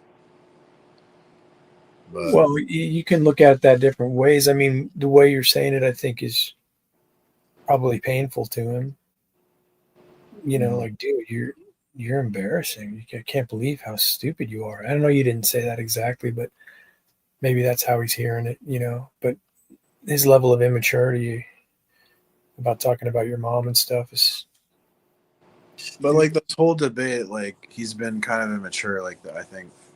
So I don't know. I was just like frustrated, and then I try to be patient and work with people and be graceful and merciful. But it's like at some point, I feel like it's appropriate to be like, dude, like your behavior is not okay. So I don't know. Yeah, I think that if you can point it out cleanly, because there's like marginalized, it's going to work for you better. There's an aspect of loving other people where you correct them, right? You don't just let people.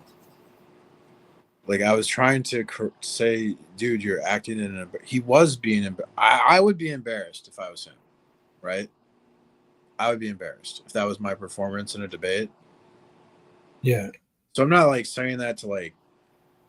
I don't know. I'm trying to like help him. Like, dude, you're like cringe. Like, look what he does to Andrew. He embarrassed himself more because now lots of people are going to see that thing with Andrew and laugh at him now.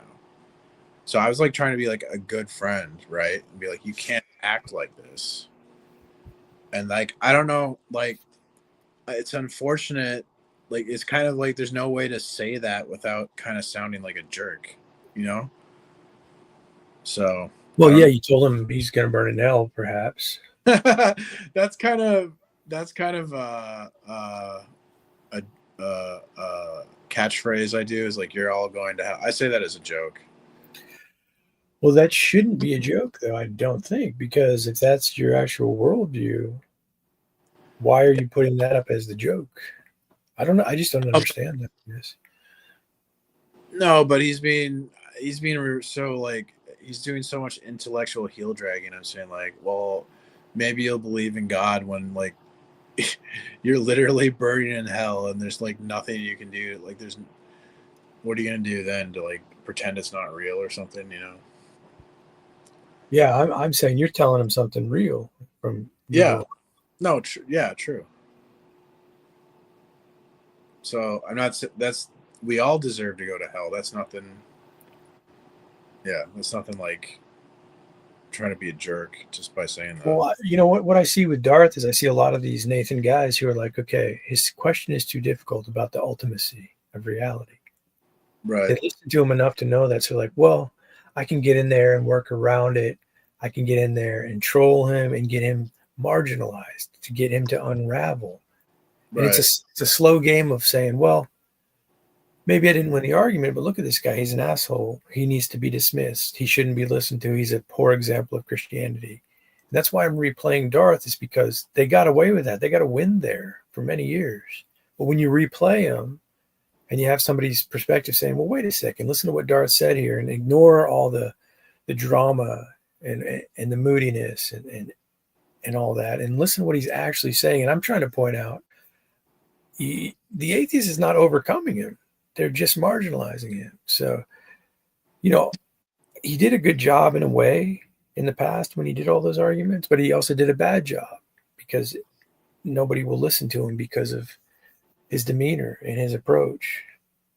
There's no perfect way to do it too. I mean, like, Yeah. if Darth was Mr. Rogers, they're not going to listen to him still. Well, look, you could be Mr. Rogers and just say, well, as a matter of fact, I just pointed that out, and you skipped past it. And psychologically, we would call this a form of deception. You could do that. There could be somebody that actually does that, and whereas it won't be as entertaining for those who are really listening in, it could be entertaining,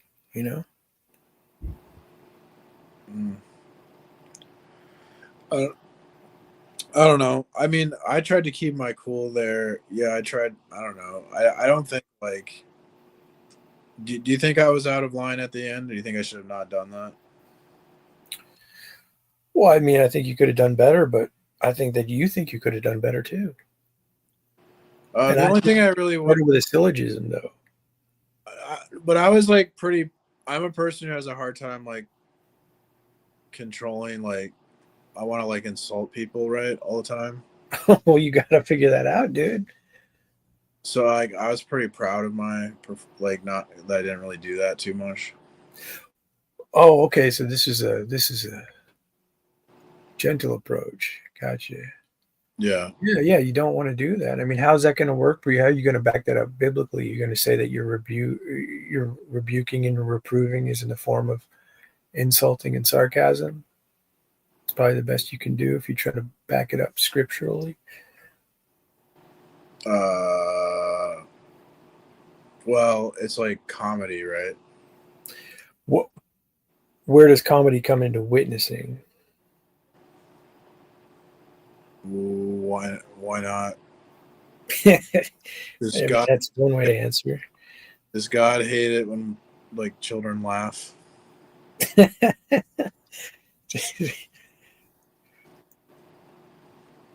I think comedy can be a good way to ease tension. Comedy at the expense of your interlocutor is what I'm talking about, though, right?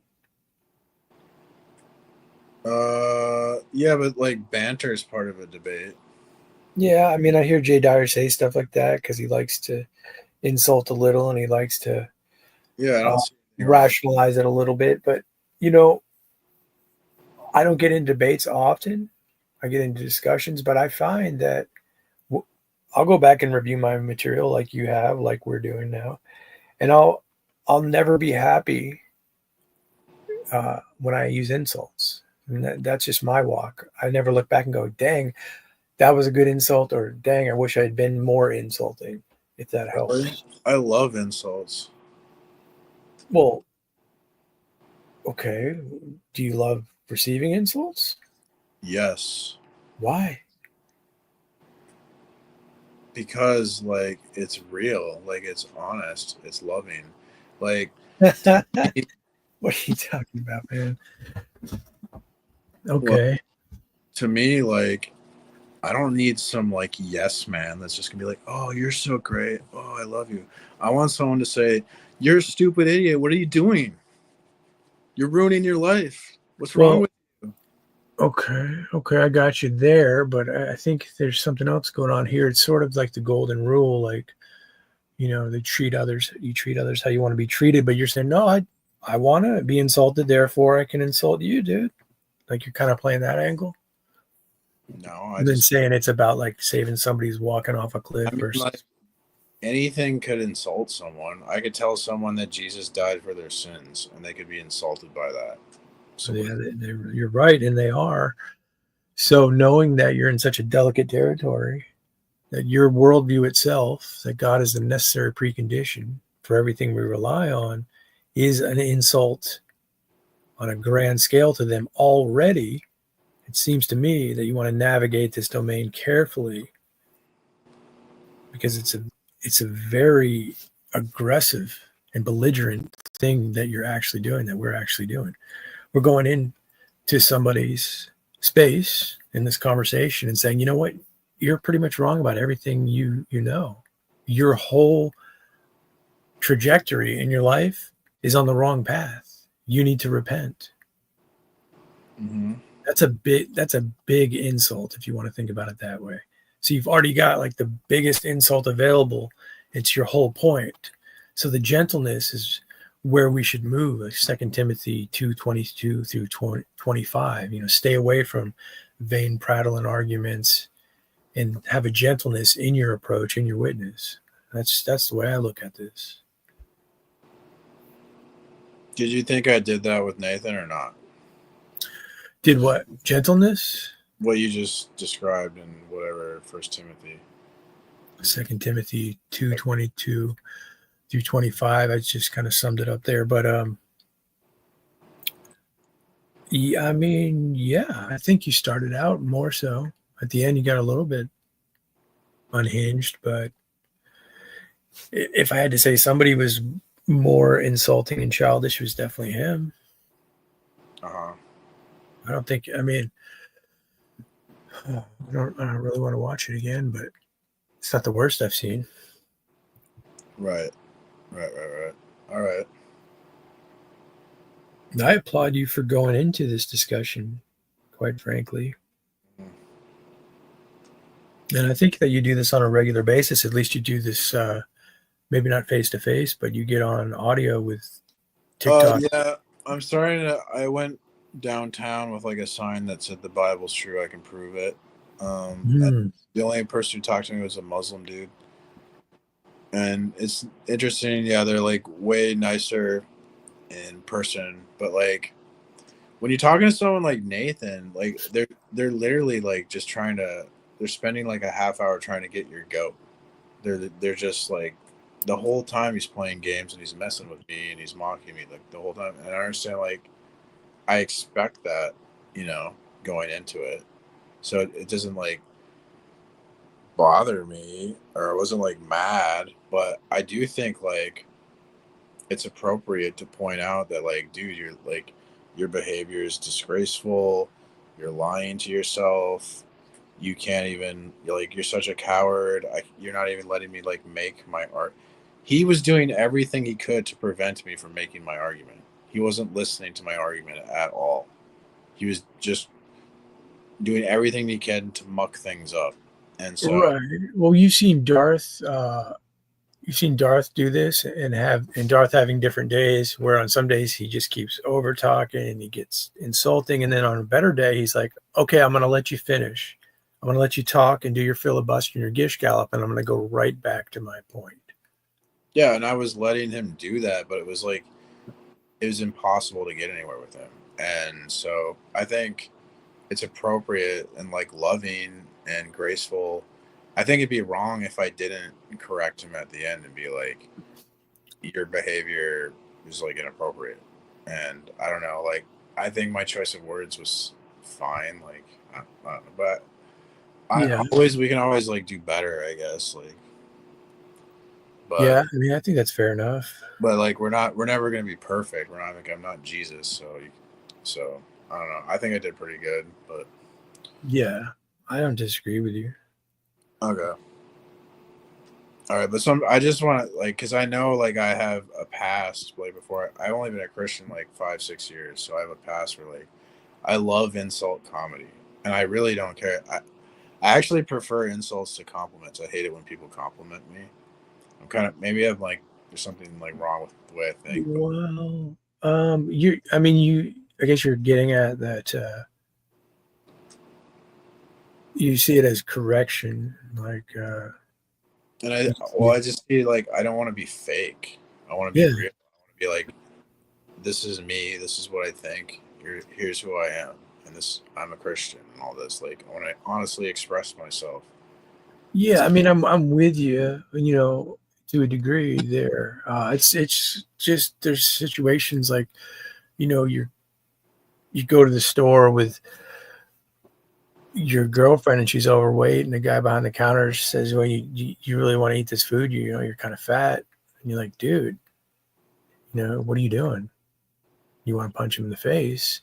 And he's like, well, I mean, I didn't mean to be too insulting, but your girlfriend's kind of fat, and it's kind of real that I tell her that this food's going to make her fat. Or do you disagree, P. Mars? And that's when somebody catches you in your own theory, right?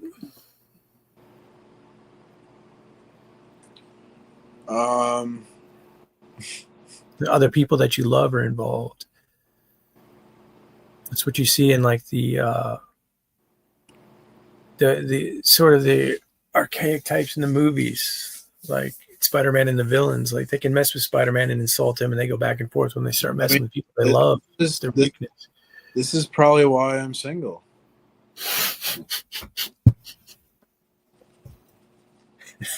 Well done. All right, man. Well, hey, it was good talking to you. Thanks for going. Yeah, critique something again if you want to. You know, It can be yours or somebody else's. It could be helpful.